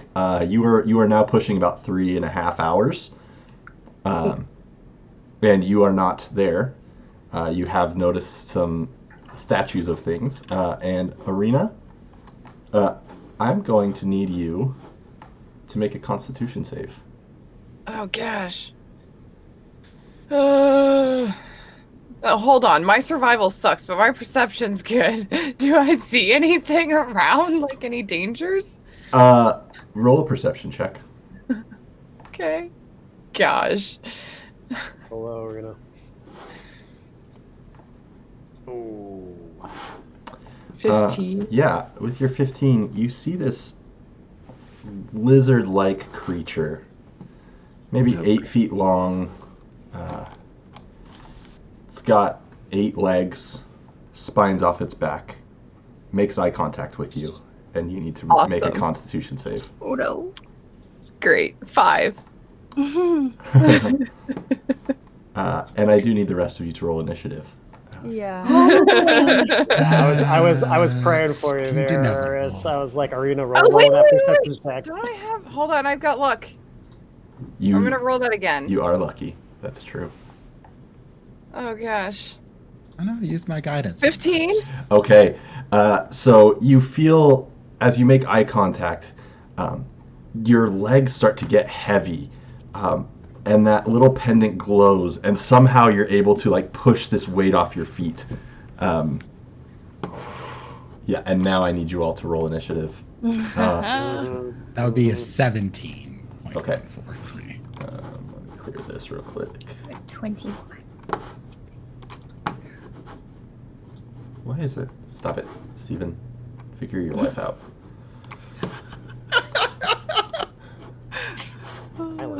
What? Why is... Thank you. Good God. Okay. So we have Sen with... You said a 17? Okay. Arena? 18. 18. Lyra? 21. Dang. Nice. 21. Ruse. 7. Every time you roll low on anything that requires Effort. initiative and effort, it's just the dice know. They know. Napping. Got it. Yeah, I'm okay, thanks. And Voth. Yeah. I'm good, thanks. Voth. 15. 15. Okay. And these friends. Good friends. Very good friends. Trustworthy. I forget I have to do that too. There. Excuse me. I'm still getting used to using Roll20. I'm not super proficient at it. Hey, baby steps. Baby steps. Okay.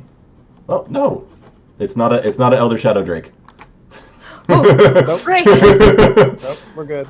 I was a little worried there. And get that.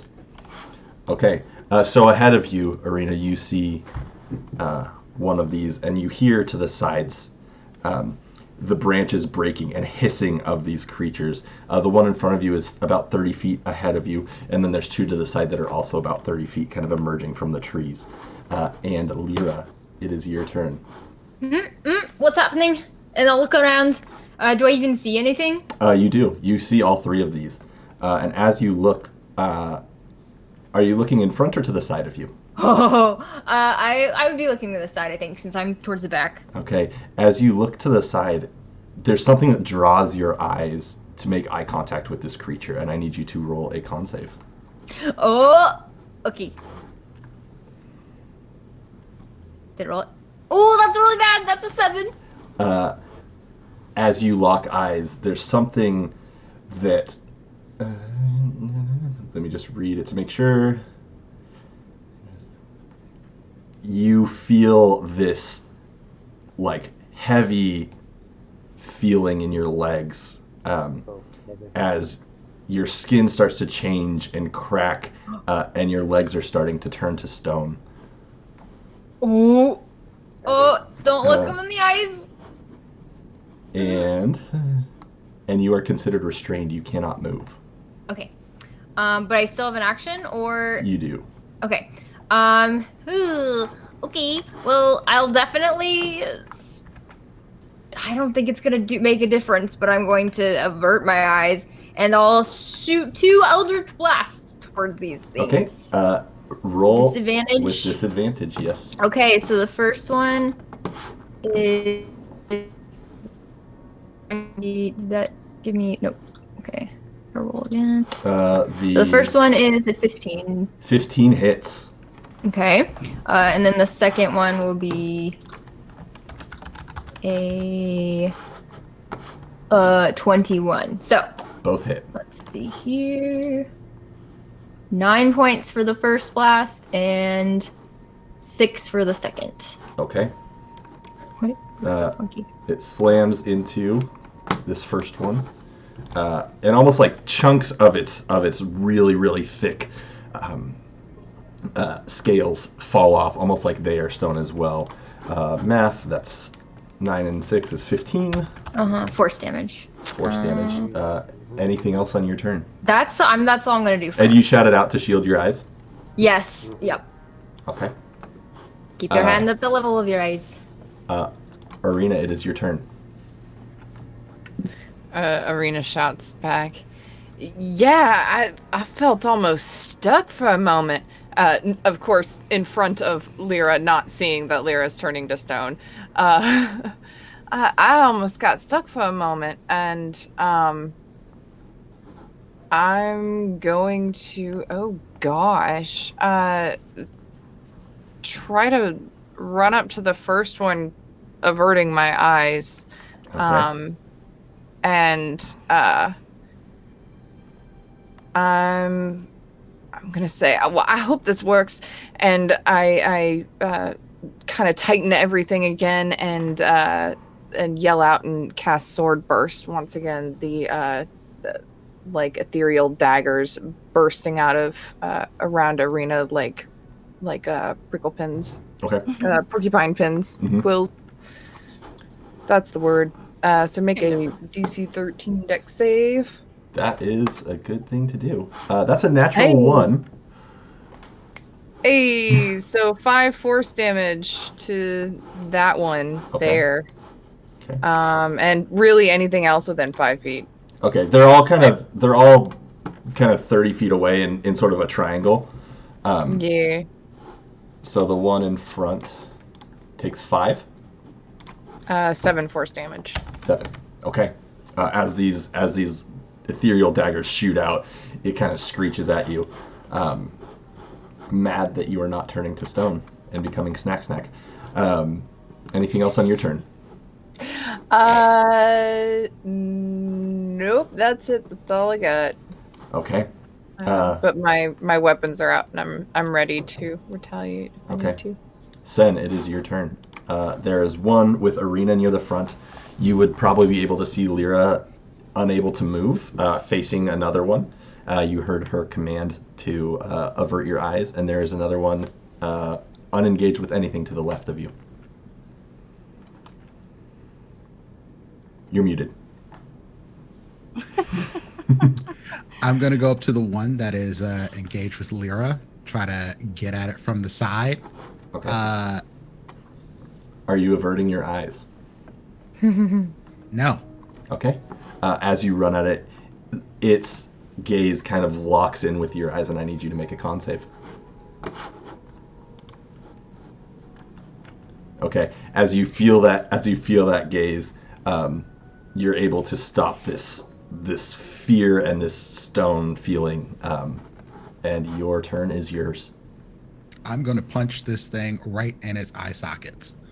Okay. Punch away. Punched. Okay. Let's see. I'm going to use my inspiration to make that the advantage. Fair enough. Okay, so the 24 hits and the natural 20 hits. Oh, the 24 was my con save. Oh. Okay. Well, the nat 20 hits. I can read. Roll with the crit. That does. All right. So that is 14 damage. Okay. And let me do a thing.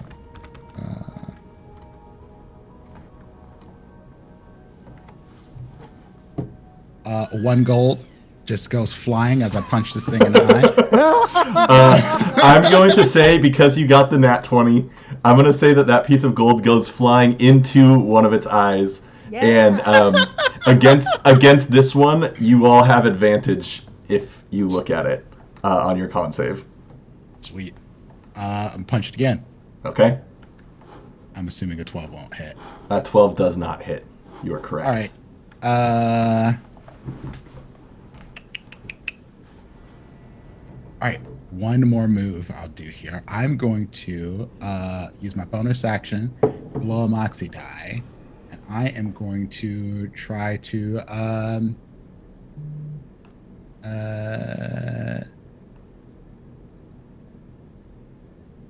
trying to knock this thing prone. I'm trying to shove it and knock it prone. Okay. That's what I'm gonna do. So that would be strength athletics. Yep. You don't have a specific pugilist rule for that, do you? No, it just says just take your bonus action and spend a dice Moxie point to make a shove, attack, or a dash action. Okay, sounds good. Yep. Your 25 will beat its 11 as you manage to. Well, why don't you describe how you knock over this massive rotund lizard? So I punch, and then as it goes to react bite thing, I just lift it up in the air so it flips over on his back. Nice. Ruse has no active conditions. No, they're not sleepy anymore. They can do it. We believe, probably. Okay. As it gets tossed over, Voth, it is your turn. So the one that is knocked prone is how far away is it? It's about 30 feet from your group. They're all about 30 feet away from where you all were. Okay. Sen is near the one that just got knocked prone, obviously. Danny is sort of stuck. Arena is towards the north, towards the front of you. And Ruse is chilling. Ruse is chilling. I'm going to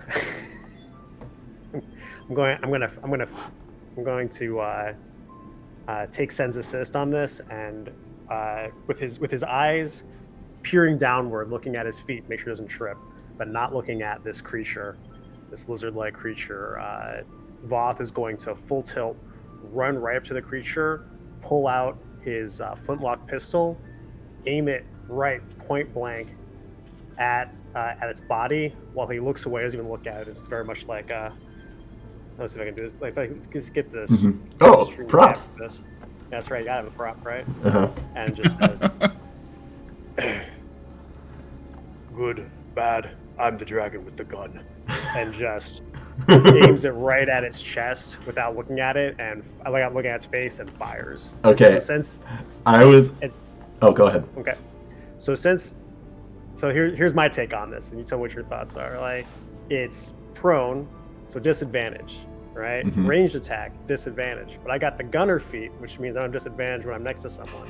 Within 5 feet, it's prone, advantage. Eyes closed, disadvantage. It all washes out to straight. I honestly was not going to break it down exactly like that, but I was going to give you something of the sort that you're rolling straight. Yay! Because I think I already set the precedent that if you press a gun up to someone, you get advantage on that attack roll. There we go. And will you allow this to be a sharpshooter shot? No. No. Does a 12 hit? What is it, a 2? Yeah, that was a 2. No, a 12 does not hit. Hold on, wait a second. I can't go through all of that. Have a freaking catchphrase, have it not hit. I'm giving myself guidance through the channel. Oh, God. Oh, boy. Amazing. All right. Wow. Does a 16 hit? A 16 does hit, as somehow, when you fire, initially the bullet slant, you feel it like almost stop, and then something propels it deeper in as this creature screeches out in pain. Oh, God. Is it still alive? It is still alive. It's Son of a bitch, I'll shoot again. Okay. Shoot again. I hope you miss this one.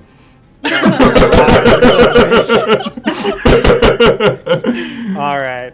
There we go. It's a 19 to hit. That does hit. I'll hit. Swarm on this like I should have the first time. Okay. Mm-hmm. As you fire and the wound starts to open, your siblings all swarm at it and start ripping at this little spot. Careful of the glands. Don't eat the glands. It is bleeding profusely. And it is these creatures' turns. So that one turns instinctively at you and just bites at you, Voth, for a 12. I imagine that misses.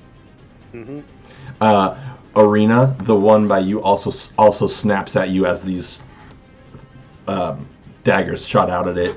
All this very reactive. A 19? Yeah, that hits. Okay.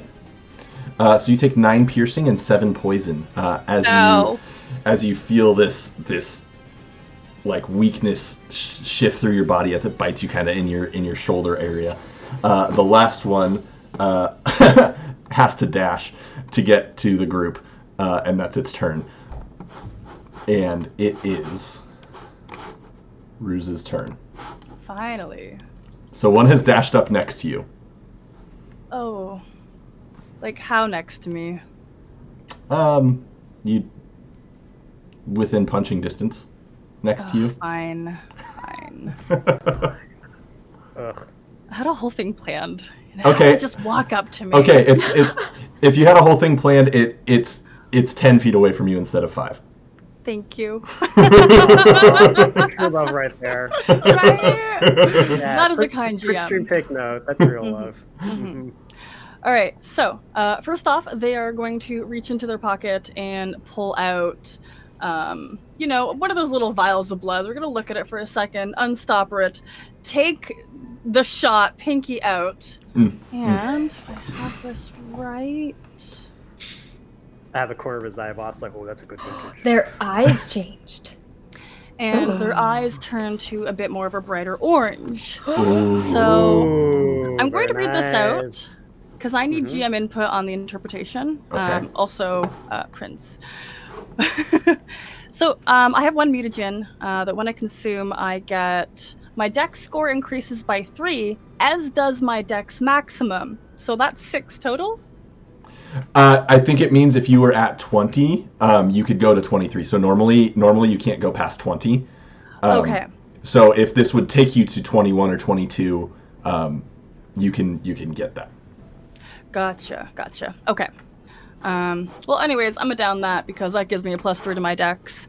And then I'm just gonna go ahead and shoot twice with my Kensai bow. Okay, the one moving towards you, the one that Voth and Sen are taking care of, or the one that's Arena's fighting. So there's one in front. The one to the left of you is the one that is kind of unengaged with anything. The one to the right is where Sen and Voth are. I want the one near Sen and Voth. I mean, how else can I show them up? Fair enough. Kill stealing? Fair Okay. enough. And would you say I have advantage on those? Well, would you... Prone. Which It's one has prone. the It's- golden... Okay. It's prone, and are you averting your eyes or no? No. Okay. Nice. So it's prone, so you'd be at disadvantage. I do need a con save. All right. I mean, I don't have to move around anyways. Stone is about to happen. Hey! I think that's quite good. There it is. Heyo. Nice. As you lock into it, your eyes lock onto it. You are able to resist this feeling of weight that's starting to you're feeling in your hands and your feet. And you have 2 shots, correct? Yep, so the first is a 16. A 16 Yeah. hits. Okay, so it's going to be this plus 1d4. I've actually read my moves, all of them. There's a lot of things I've just been skipping. And, don't love that for me. That many damage. And that's just 2 shots. Okay. Well, before you take your second shot, it goes right. Your first arrow goes right into the hole that Voth has created, and this creature screeches and seems to be dead. So if you want to reposition your other shot, you are welcome to. Absolutely, but not after I shout, that's how you kill the enemy. That's how you kill steal. Do you see that damage? Come on. I don't know what you were doing. And yeah, I will happily reposition to attack the one. Was there one that was near Arena? It was already dead. That doesn't count. One just Don't bit waste your Arena. time with them. Don't do it. It's a waste of energy. Okay, thank you, Sam. Thank you. Oh, okay. So that'll be my 27 to hit, and that's the 10 piercing plus 3. Plus 3. So 13 damage. 13. Okay. All right, and that's my action and my bonus. I'm just going to hang out. It's quite Okay. comfortable here. And Lyra. Oh, what it am is I your doing? turn. I'm going to need you oh. to make another con save. Okay, here we go. That's a dirty 20. Lyra's fine. Okay, so as this stone is starting to creep in on you, you feel the presence of the Silent Watcher as all of your skin returns to normal, and you are no longer restrained. Wait, alright. Okay, Sacred Flame on it. It needs to make a dex save. Yes, dex save. A 10, I assume, does not pass. That does not pass, so it's gonna take 2d8 radiant damage, which is 9, and then I'm going to do my radiant soul thing, which does another extra 5 on top of that, so 14 radiant damage. Nice. Is that the one that Arena's fighting, or the one that is Oh, sorry. unengaged by everything? That would have been the one closest to me. Okay. So that's the one that kind of lumbered up slowly. Yeah. Where is the other? Okay, we're gonna just. And you said how much was that? 9 That's plus 9 plus 5, 14 14. radiant damage total. And that'll be my turn. And I'm gonna quick costume change, so my camera's gonna go off for a second. Okay, costume change. Love I'm it. still here. And with that, it is Arena's turn. As this one in front of you is teeth are bared, you just felt it bite into your shoulder. You feel its poison coursing through you. You don't have the poison condition. It just took poison damage. What do you do? As my bonus action, I'm going to use the steady aim feature and give myself advantage on my attack roll to try to essentially swipe back with my rapier at it. Okay. I'm going to be averting my eyes, though. So straight roll. Yeah. Love it. Yeah. Let's see. That is this. 15 to hit. 15 just hits. Yes. All right. And it gets 10 piercing damage. Okay.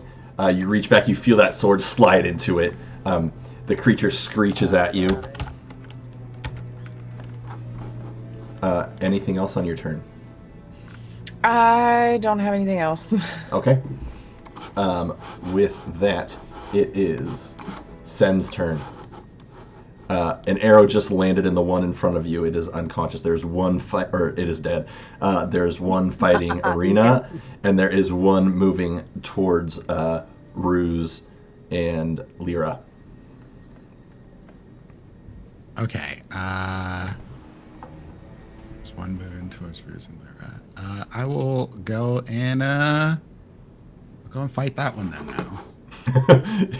Fighting for kills.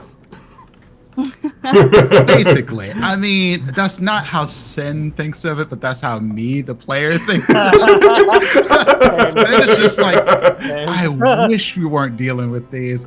Prince is like, no, we gotta fuck these things up. Yes.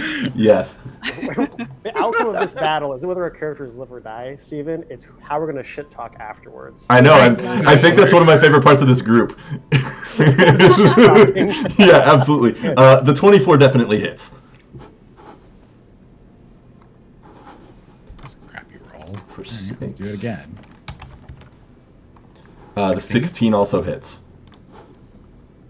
Another 8. Okay. Still alive. It's still alive.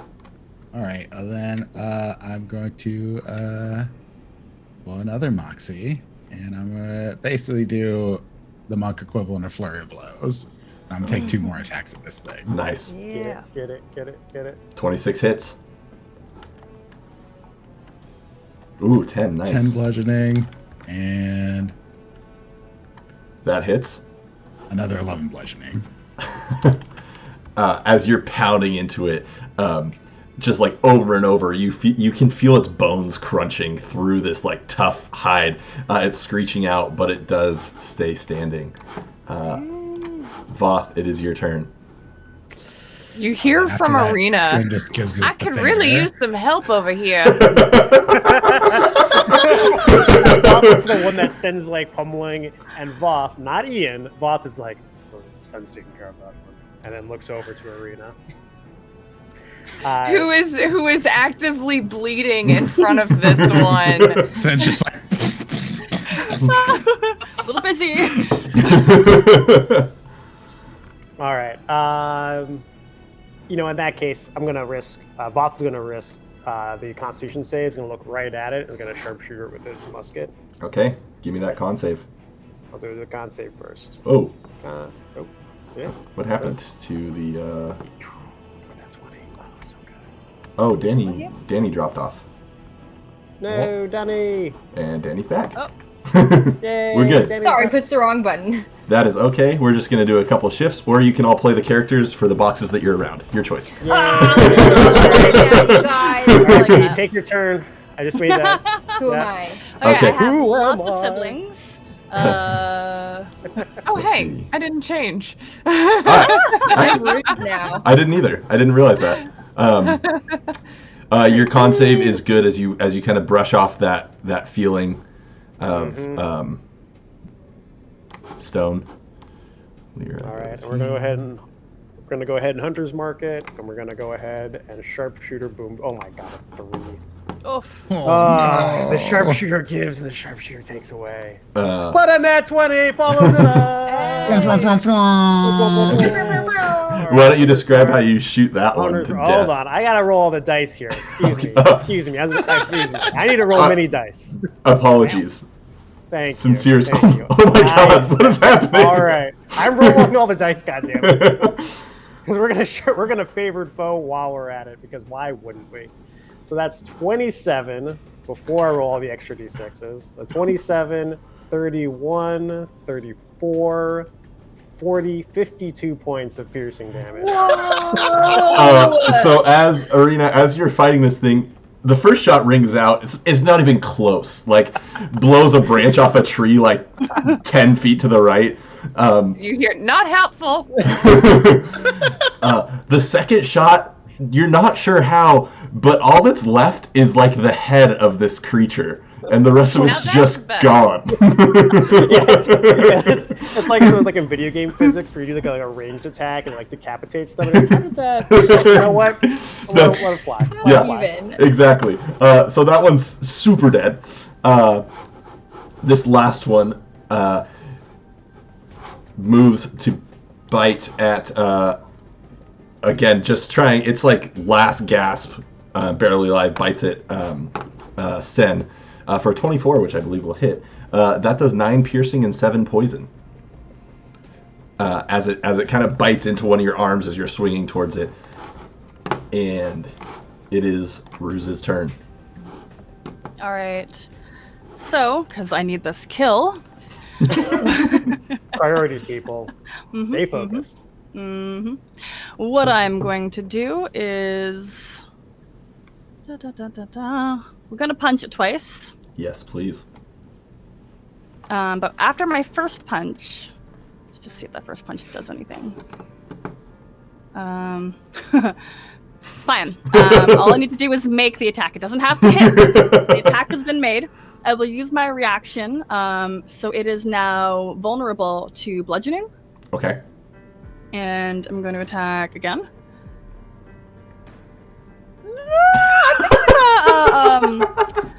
What are those guidances that I had? Does a 14 hit? A 14 does not hit. I was so confident. No. But I do want you to describe how Ruse does all that. Oh god, it's embarrassing. Oh, Sin is cracking up. Sin is just like beating on this thing, laughing. Like, you can do it, Ruse. I believe. Oh nope, that's. Just nothing. Just honestly, like I think they trip on like a twig. Not even a big one. Just no. Just the baby twig. Baby twig. Amazing. And they start to lose their footing, and then with my bonus, I will use my key point to. Is it Fury of Blows? I don't know. Yep. It's the thing where I can attack twice. Yep. Yeah. 1 key point to do 2 unarmed strikes as a bonus action. So, you know, I got a potential redemption. Let's find out. Next time. I love it when players succeed, but I have to be honest with you, B, right now. I hope you miss. The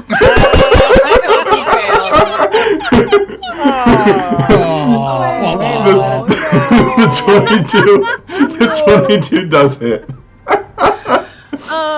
Plus a 1d4 because it's a Kensei weapon, so a total of 11 damage. And honestly, and then again, like the last one swings and it goes wild, and I don't want to like knock myself prone, but there's like that awkward stumbling where they trip forward, and hopefully I don't prog. Why don't you describe how you kill this last one? Sin's like riding it, beating it, and they just come up and steal the kill. Ain't that some shit? I tell you. I can't even imagine. I think like it's not even intentional. I think they just like might step on its windpipe while and that's the moment where like you can see its life like just leave its body. Oh, beautiful. Beautiful. So we are out of initiative. The 5 of you have killed these basilisks that must be native to this island and have gotten other pirates in the past. How are you moving forward? Whoa, why is Ian so weird? That's just how my mom raised me. I'm sorry. Now I feel bad. No, don't. No, we get along really well. No, it's the box. I'm sorry.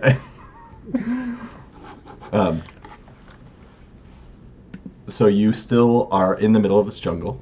Arena has struggled to find the right way to get to this clearing where it appears the parley will take place. Oh, before we move on, was anyone hearing those snakes or something like speaking in their head? Nope. I'm sorry, what?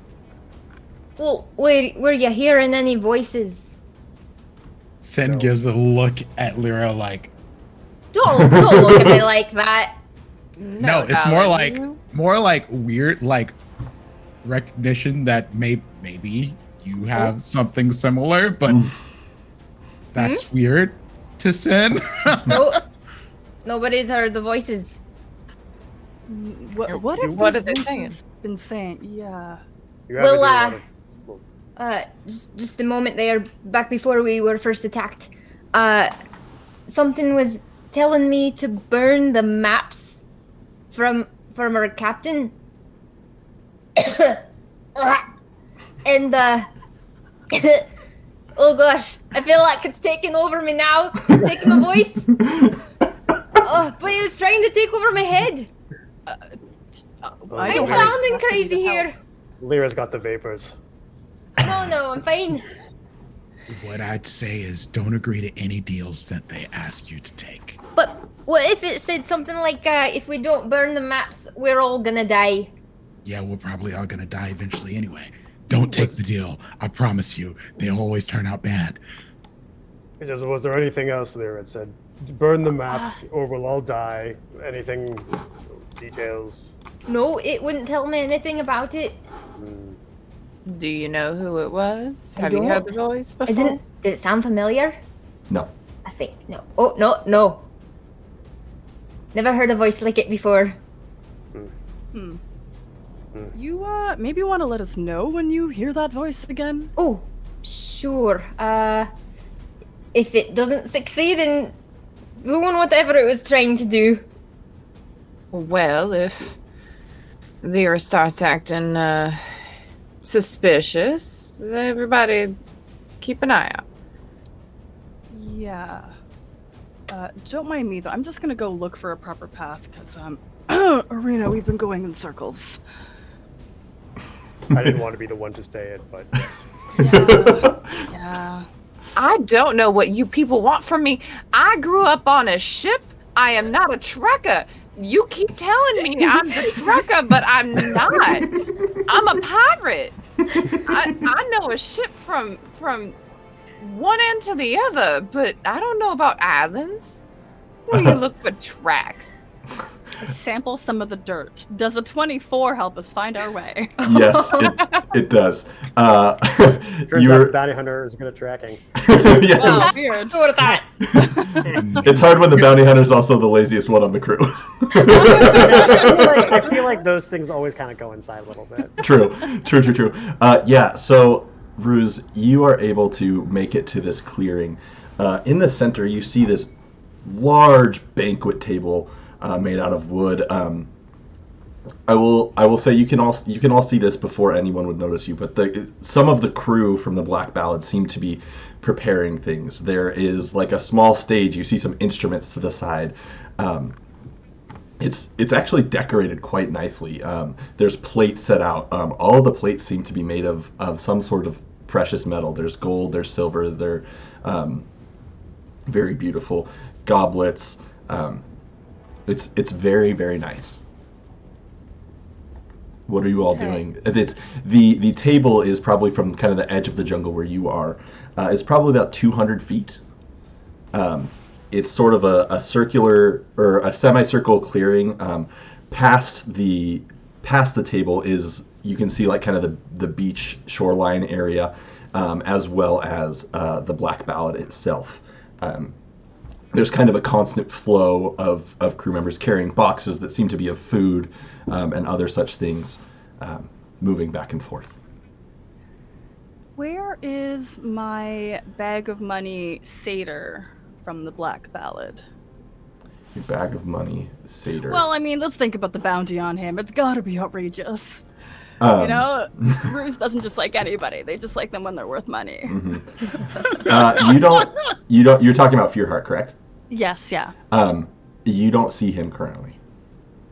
Okay, that's all I want. What are you all doing? Have we been spotted by these banquet organizers yet? That's a good question. I'm going to need you all to roll a stealth check. I was waiting for that. I feel like there's like every once in a while I'll say something that's so Dungeons and Dragons, it like really kind of like shines a light on my entire life, and I'm like, do these banquet organizers see us yet? That's my one for the day. Should have kept my blood malediction. Whoops. I'm not even gonna waste. I'm gonna roll my guidance just to see, but like. Oh, Yeah, I forgot. that's all bad. I could cast guidance upon myself. Oops. So with that god awful group stealth check. 16. What are you talking about? Oh wait, everyone else. Yeah. I got a respectable 12. Okay. Yeah. And then we got. I'm also bleeding. Yeah. Right. I think I sneezed really loud. Since practicing magic, sending up sparkles with prestidigitation, not really thinking about the fact they're supposed to be stealthy. There's this one who kind of stands out from the crowd. Kind of seems to be maybe first mate material, ordering people around. Very pale skin. Tattoos all over his face and arms. More robed than traditional pirate gear. He turns to where you were all in the clearing and starts walking towards you. So you chose to come. Seems you're a little early. Where's the rest of your crew? Where's your captain? We are the advance guard for our captain. No. He sent us here to get a lay of the land. I'm sure you understand. Why would you need an advance guard? We sent you a lovely invitation. We have to make sure everything was on the up and up, especially since, your captain sent us a fucking undead dragon. Your invitation tried to murder us. But you're not murdered, so I don't see the issue. Well, you don't need to see the issue. We're here now. Good. Is there an issue? I think not. I'm looking forward to a lovely party tonight. Me too. Now, what can I do for you, Five? Do you have I'd like to talk to the DJ and see if the music is acceptable. What is a DJ? DJ. Everyone knows the Black Ballad is famous for their bard, DJ. The DJ. I'm assuming they'll be performing tonight. I forgot about that. That's the name that has been given to Don Jarius. But So notable. Truly infamous. If there wasn't such a low bounty, I think I'd be far more interested in them. Yes, no, they are going to be performing tonight, yes. I'm a huge Don Jarius fan. Well, aren't we all? Aside from Captain Fearheart, he's the best bard alive. Called it.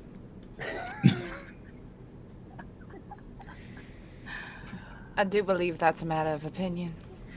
Mm-hmm. Everyone who listens seems to agree.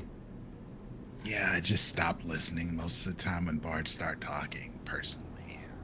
You are wise. I heard his performance earlier. It wasn't that great. Did most people did they leave alive or were they dead? That's a matter of perspective, I suppose. I've heard Don Jarius really kills it. Exactly. Thank you, Boff. I see our reputation precedes us. Now, if you're here to waste more of my time, I will have none of it. But if you actually need something, please let me know. Let's get her on, pup. Well, I'd still like to meet Don Jarius before the banquet starts. I believe he's still on the ship, which you are welcome to come aboard, if you'd like. Well, thank you. I decline for now. No, there's no thank you with that. It's just no. Just Hell no. No, absolutely not. No, that was quite respectful in the respect that we deserve on the Black Ballad. Uh-huh. I'm sorry, I stopped listening. You five are the ones who sent Biscuit our way, correct? Who's Biscuit? Oh, Biscuit, how's he doing? Is he fitting in well aboard the ship? He's well ahead of most. Yes. He's got a good head on his shoulders. Yeah. I heard he was a little underwater. I think he's going to be searching for his head for quite some time. This little head over heels about your group. Hey. I'm sorry I contributed to that. One of us. Oh, it was wonderful. Thank you. The real reason we play Dungeons and Dragons. Oh, God, yes. I have no idea what I was about to say. It's completely gone. Well, I mean, So I think we said everything we just said. Yeah. So we're what's the name of our major domo again? What's the name of his? He hasn't said. Oh. No, if he wants to go head on his way, I think that's fine, and we can take care of ourselves. No, we're not doing those jokes anymore. We stopped. Okay. There's nothing that what? the captain loves more than a good joke like that, though. So save those up. Voth does introduce himself to this mysterious concierge. I know who you are. Yes. And what is your name? I'm the speaker. Well, Obviously. thank you for inviting us, the speaker. You're very welcome. Though it was I look. the captain's idea. I simply follow his orders. Does this person's voice sound familiar to the voice that was in my head? It does not. Okay. With a name like the speaker, you gotta ask. I have much to do, though. Please stay out of our way until it is time for the party. And do enjoy your day. And he heads back and starts kind of ordering the crew around. More prestidigitation fart smells, like anytime. Just as he walks by, if you can I breathe. think I even slyly toss one in. You get the sense that either he has very impeccable self-control or can't smell it. Voth begins to now patiently explain to nearly all of his siblings why they can't meet Don Jarius right this moment. Even though Voth is a Don Jarius fan, but really he's a fan because most of his siblings are fans. Oh my god. Love Don Jarius. Oh, good lord. Okay, so as you have been noticed, what are the five of you doing? Since let's get back to the captain. Yeah. Don't think there's much else we can accomplish here. Fair. Okay. Should we maybe take a quick peek around? Notice if there's any traps, weapons, very obvious ulterior motives that we could potentially thwart when the time comes? Roll a perception check. I'll help Or with that. I I'm gonna will, look over at Arena. Yeah, or an insight check. I actually am okay with either of them. they are the same for me. Okay. And I'm gonna look over at Arena. Hey, if I could have your eyes on this. Voth is also Always taking a down. look around now. Are you attempting to use the? Oh. So you can either help and roll with advantage, or Arena, you're welcome to roll as well. I want to roll. I'm actually good at perception for a Yeah. 25. Yeah, Voth also gets a 25, so Voth and Arena are just comparing notes yes, yeah. So, as you look around, most everything currently seems to be geared towards bringing food out. That's what everyone's focused on. The clearing is quite wide, so there's definitely a large space where if something was hiding on the outskirts, there would obviously be people moving to them, and you don't see anything like that. It seems like the party is the focus. Arena and Voth, you do notice that there are, as you look past the party, there are a couple small ships, or not ships, boats in the water off the side of the Black Ballad. How many people do they appear to be able to hold? They'd probably be able to hold between 12 and 15. These are like skiffs then, like like rowboats, more or less. Do they look like these are like the rowboats of the Black Ballad, or are these like? Yes. Oh, so you said rowboats. Gotcha. You said rowboats. Gotcha. Okay. Mm-hmm. Yeah. Well, so to confirm, there are boats that the people on the beach took up and beached there so they can get back. And then additional boats, or? Yes. Okay. Well, I thought I understood. Now I'm a bit lost. So these are rowboats that are going back and forth from Black Ballad to the shore. And then there's two others that are kind of off to the side. Are they just chilling, or are they look they're going somewhere? As of now, they're just sitting there. And there's like 10 to 15 people in each of them, or that's about how many they could hold. They're empty as far as people being in them as of now. Interesting. So there's a lot of people here. Yeah. The Black Ballad's a large ship. Yeah. Black Ballad is definitely bigger than the Azure Dragon. I think we've established. Yes. Like Azure Dragon has maybe like a 30 crew complement, and the Black Ballad's like what, like? Probably 60 to 80. 60 to 80. Okay. Should we try to sabotage the boats? Remember, the captain just wanted us here to make sure that everything was safe. We're not going to try to kill Fearheart today. Not today. That being said, if you have some other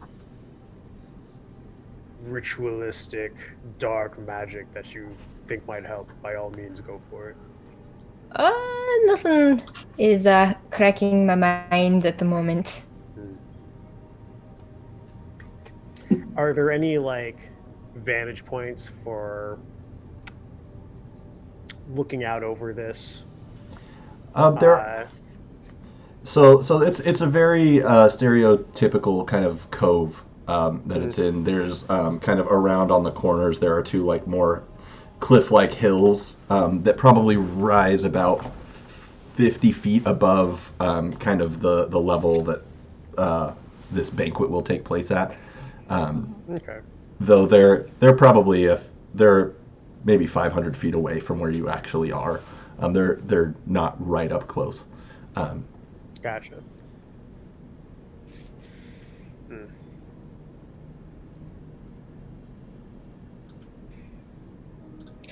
Is there anything else we see besides the rowboats that are like a look of interest? That's the only thing that would stand out to you.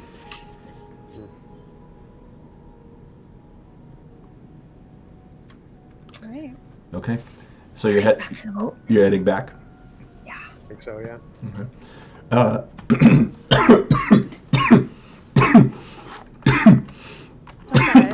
That's it. Oh, buddy. Captain. It's fine, just choking on my spit like a competent human. Yeah, I'm right there with you. It happens to me like 3 times a day. Yep. So, as you head back, Lyra, you hear that same voice in your head. Don't wait. Don't hesitate. You know what's at stake. Make another wisdom save. It's doing it again. Wisdom save. Okay. I would say Sen's probably pretty close to Lyra, because Sen's wondering about this whole voice thing. Yeah, I like put my hand up as it was happening. Ooh, that's 12. The voice says, destroy the maps. And you'll be free. And you feel this searing kind of in the back of your mind, as this time you aren't able to resist whatever is happening. I'm gonna grab Sen's arm, just like as it's all happening. I just need to read something just to make sure. Is it the voice again, Lyra? I'm gonna wait till I know if I can respond or not. Oh no. Okay. You do feel I want to say not quite a compulsion, but you feel like there might be consequences if you don't do what was asked of you. Okay. Like a resolve, like I'm like, okay, something really bad is gonna happen if we don't. Mm-hmm. Yeah, I really think we should burn those maps. But why? Why should we burn Something them? really bad's gonna happen. I'm not sure exactly, but this is bad. The maps that led us here? Steven, specifically which ones? All of them. No, all of them? All of them. All of them. You mean like our entire collection of maps in the ship that we... in the boat? All the maps. Literally all the maps. Whatever this is that's talking to you wants to Burn all the make maps. it so that we can't navigate. I don't know. I'm not sure what it wants. That sounds dangerous for everyone. Burn the maps. We should burn them. We should bring this to the captain. We don't know if this voice is trying to help or Lyra not. in the brig if we bring this to the captain. Why would she do that? Yeah. So that our navigator doesn't burn our maps. Well, I mean, she might throw Lyra in the brig, yes. And I'm not against that. What? Lyra, you want to burn all the maps. I'm glad you admitted that. I appreciate your honesty, but that's Well, crazy. I didn't say I want to burn them. I'd say that we should. That's a very good distinction. Thank you. Did this voice give you a timeline or anything? No, not that I can think of. It just feels very urgent. Let's head back to the ship. Yeah. Lyra, you're gonna wait outside the ship, though. I'll hang out with you. I don't really have any reason to go back aboard. All right. Yeah, if we ever get back to the ship and the captain's like, "Where's Ruse? I miss Ruse. What's going on?" Like shapeshifter, we knew it. They're gone. Yep. Yeah. The five of you do make it back, following Ruse's path this time. As you approach the ship, Captain Dira meets you on the shore. Says, "So what did you find?" Arena, you had the eyes. Awful creatures. I'm still holding my bleeding arm. Awful creatures. They poisoned me, and that was awful. And then, oh well, I guess we did get down to the Party? The parlay. Yeah. The parlay. Yes, we Parlay. we I scouted don't it out. feel too great about that. Did you see the other boats out there? There were about 2 small skiffs sitting out near the Black Ballad, kind of waiting. Mm-hmm. They were running many supplies. It looks like the captain of the Black Ballad is intent on hosting an extremely illustrious party for all of us. Well, But Table spread was really nice. yes, table spread was really nice. And it does seem that we talked to a man who called himself the Speaker, seemed to be in charge of setting the whole thing up. Fearheart hadn't arrived yet. interesting. Anything else I should know? Don Jarius might be playing. Oh yeah, that's pretty exciting. that doesn't seem super important to whether we survive or not, but sure. Thank you. Well, there's one other thing, Captain. Captain, I hate to... I don't mean to contradict you, but Don Jarrus is a bard of extreme ability, second only to Fearheart. 2 bards performing at a party, this might be a trap. I mean, we've been operating under the fact that it might be a trap this entire time, so thank you for your... Yes, but a bard trap, Captain. It's definitely a trap. And personally, they're not the best bards. Sin just walks past, goes to the kitchen, comes back out, and he has a banana and an orange. He's like eating them as y'all are just talking about Don Jarius. I think there's some more urgent things, though. Hurts. More urgent? Am I gonna get scurvy? Like what? Lyra's hearing voices. Or a voice. Am I here at the moment? This is on the shore. This isn't on the ship. So. Okay. Yeah. Voices, you say? What? I'm hearing voices telling me to burn your maps, and that it would be really bad if we didn't. As you say that, she says, "You're not allowed on the ship until we get that sorted out." And as she says that, this searing pain in your mind happens. And... And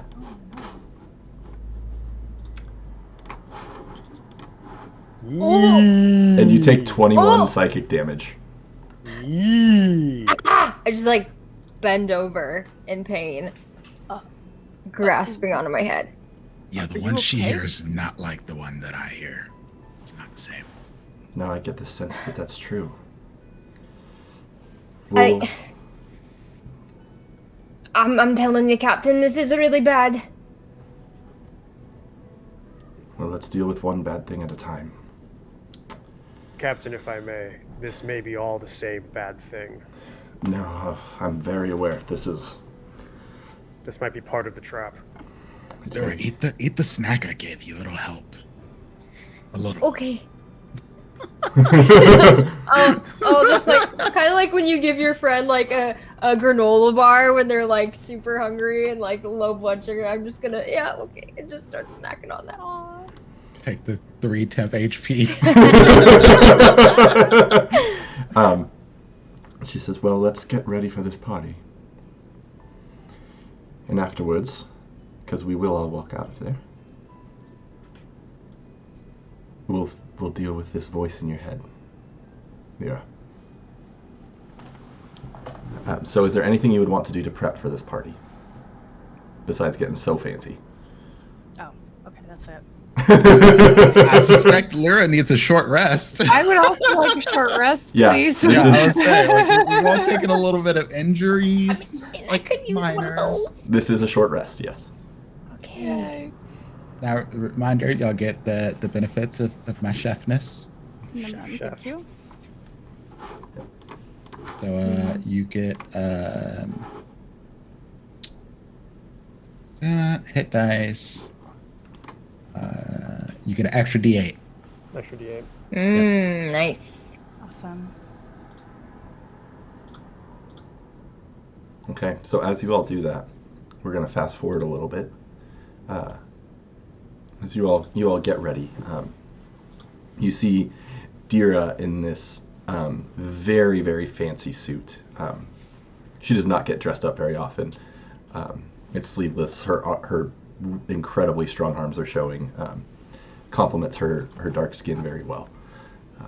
Heartless also cleans up surprisingly nice. He has a special decorative sheath for his greatsword that he brings out for special party occasions. He's ready. And she says, "All right, let's go.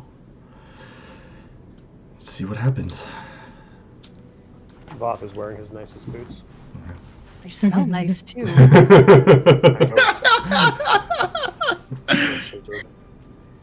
Voth, you smell like Sita. Thank you. And then Voth looks at his boots and smiles a dragonborn smile, which means his face doesn't change at all. Here's him smiling. You head towards this, excuse me, this banquet. There are magic lanterns as you arrive, kind of floating above. The moon's out. You can see it kind of shining, reflecting off the water. There's music in the air. It's fun. It's happy. There's pirates filling their mugs and goblets full of ale, drinking, having a good time. As you approach, you see Selenius is sort of dancing, playing his lute on this little stage, having a good time. As he sees you, he stops and says, "Aha! Our guests have approached. Welcome, my friends. Been looking forward to this." Thank you. There are not many who can do what you lot can do. So please, grab a drink. Enjoy the night. Don Jarius will be entertaining us. I'm just finishing up just a little something for the crew. And we will have ourselves a lovely evening. As you all walk forward into this space, unless you don't walk forward into the space, I suppose. There's probably one thing that Voth would have done in preparation for this, as he seems to be very concerned about there being two bards here. Even though he's a big Don Jarius fan, he knows there's power in the music of songs. He's going to bring along some wax for his ears. Okay. And I'm going to say that, like, right as he walks in, he's going to plug his ears up. And when it gets to Don Jarius' performance, there's going to be a moment where he's going to have to decide if he keeps them in or not. But we'll get there when we get there. Okay. Anything else? No other. Would I be able to consider this captain here my quarry? Since I'm pretty interested. I know their bounty is far out of my own reach, but... Sure. No. Okay. So I have I can get advantage on an intelligence ability check to recall information about them. So like investigation, I just need to figure out if it is in the legend that good old Captain Sill here is well known for casting, buffs to his crew before a parlay. Okay. You said you get advantage on those? Yep. Okay. Yeah, roll that. Did it roll? Ha ha ha ha ha. Wow. Does a 9 tell me anything? A 9 tells you that he has magic. Watch out, y'all. He is magical. Man. As you sit down, or start to move about the party, you see Selenius offers a chair to Dira, who takes it. After a little while of party and revelry and fun,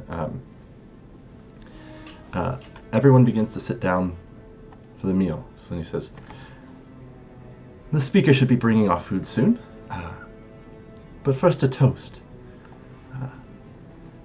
To mutual respect and the crew of the Azure Dragon. Pirates far beyond the talents that they have shown to the world." And he pulls out his lute and starts singing a song. And I'm going to need all of you, except for Voth. Well, Voth, I'm going to say you can make this with advantage. It's magic. Oh, no. It's I'm worried. It's Magic. It is a celebration. Celebration save. I need you to all make a wisdom save. So as we're doing the toast, Sin grabs the glass, puts it up in the air, takes it over to the side, pours it. But still making that. Ooh, look at that. Nice. Okay, so we have Ruse with 9. Oh, thank heck. Wait. Oh, that was your investigation. Okay, so Yeah, don't look Voth at that. with a 13. With advantage, yeah. Sen with a 9. Turns out the toast was the antidote. So the 24 and the 21 pass. Jeez. Oh, wow. Jeez. Oh jeez, you guys. Oh heck. Oh heck. So, on a failed save, the creatures start to engage in celebratory revelry, drinking, singing, laughing, and dancing. Affected Yay. creatures are reluctant to leave the area until the spell ends, preferring to continue the festivities. They forsake appointments, cease caring about their woes, and generally behave in a cordial, if not hedonistic way. Is this a charmed effect? It is technically not a charm effect. Technically, that's This preoccupation with merrymaking. Let me finish reading it because it's a very long spell. gotcha. Here, I'll put it in the chat for y'all. Yay. Hey, thanks Kobold Press for cool spells. Oi. This preoccupation with merrymaking occurs regardless of an affected creature's agenda or alignment. Assassins procrastinate, servants join in the celebration rather than working, and guards abandon their posts. And as this magic takes place, specifically for, I believe, everyone except for Ruse and Lyra, you're overwhelmed with this desire to celebrate, and we're going to have to find out what happens next week at the banquet. Steven! You're like, big dragon shows up, knocks out half the party. Next session. Big party happens. Y'all under a charm effect. That's not really a charm effect. Next session. Ooh, fascinating. Mm-hmm. Oh my goodness. Fascinating. So, chat, thanks for hanging out with us. Really enjoy telling the story and hope you are enjoying it as well. Cast, you all are wonderful. Why don't you plug yourselves and do all that stuff? And we're going to start with Ian this time. Yay, start with me. Hey everybody, my name is Ian Gould. You can find me on DM's Guild and on Twitter at Ian G. Gould. I write adventures, I do edit, layout, and design, and you can catch me on this podcast and the other podcast I do, Fae Forge Academy, where I play a extremely talented Dwarven bard that is going to learn this spell. I swear to God. Someday. B. Yeah, hello. I have been your busy non-binary bee. I am a podcaster, member of the Broadswords, which is a D&D podcast. I also have a podcast called Anime Attaché, which I make with Steven here and his partner Kelsey, where I teach them just a little bit about anime and all the wonderful tropes that exist. I am also a rather prolific TTRPG streamer, and today I believe I'm going to be on a panel talking about blackness and Asianness in TTRPGs. That is going to be on the Transplanar RPG channel. And all donations are going towards the Tamir Rice Foundation, and a foundation that supports women in Hawaii and just giving them more hacking opportunities to be wonderful. So check that out. You can follow me on Twitter. It's at @B_Zelda. I'm 90% sure that I got the Twitch link right. But yeah, I tuned in actually to some of it yesterday. It's a really, really fantastic thing that they're doing. And Transplanar, if you're not following them anyways, you should. Amazing group of creators as well. Danny. Oh, that's me. Hello. I'm Danny Gage, and I make dice bags and stickers and all sorts of fun things. And you can find me on Twitter at Danny Yogani or at Etsy on Hoop and Loom. Awesome. Eris. Hello, I'm Eris Savad. I also make lots of fun stuff. You can find the things that I make at erisavad.com. You can follow all the things that I do on Twitter at StitchedByEris, and you can catch me Monday, Wednesday, Friday on Nomadics channel with Wally132, where we wake the heck up at 9 a.m. Eastern time. And, just really, it's just us hanging out and waking up with our friends. Come hang out with us. It's fun. I love that.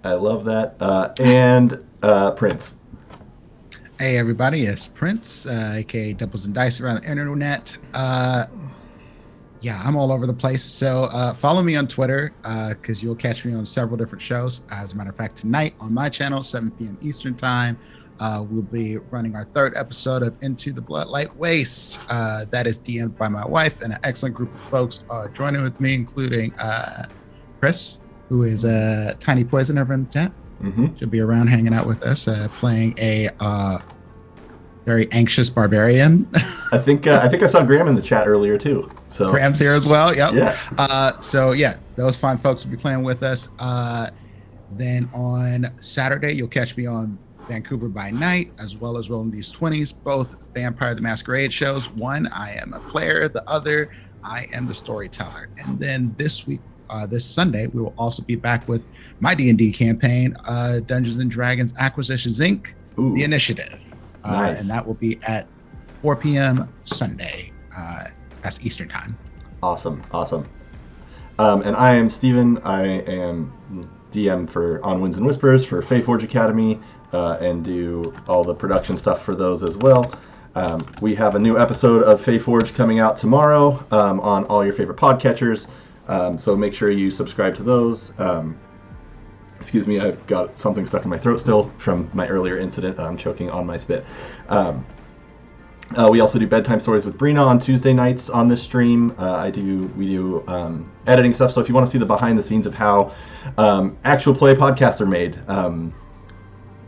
I do that. And I think thanks again to Roll20 for having us as part of your Spotlight program. Super awesome.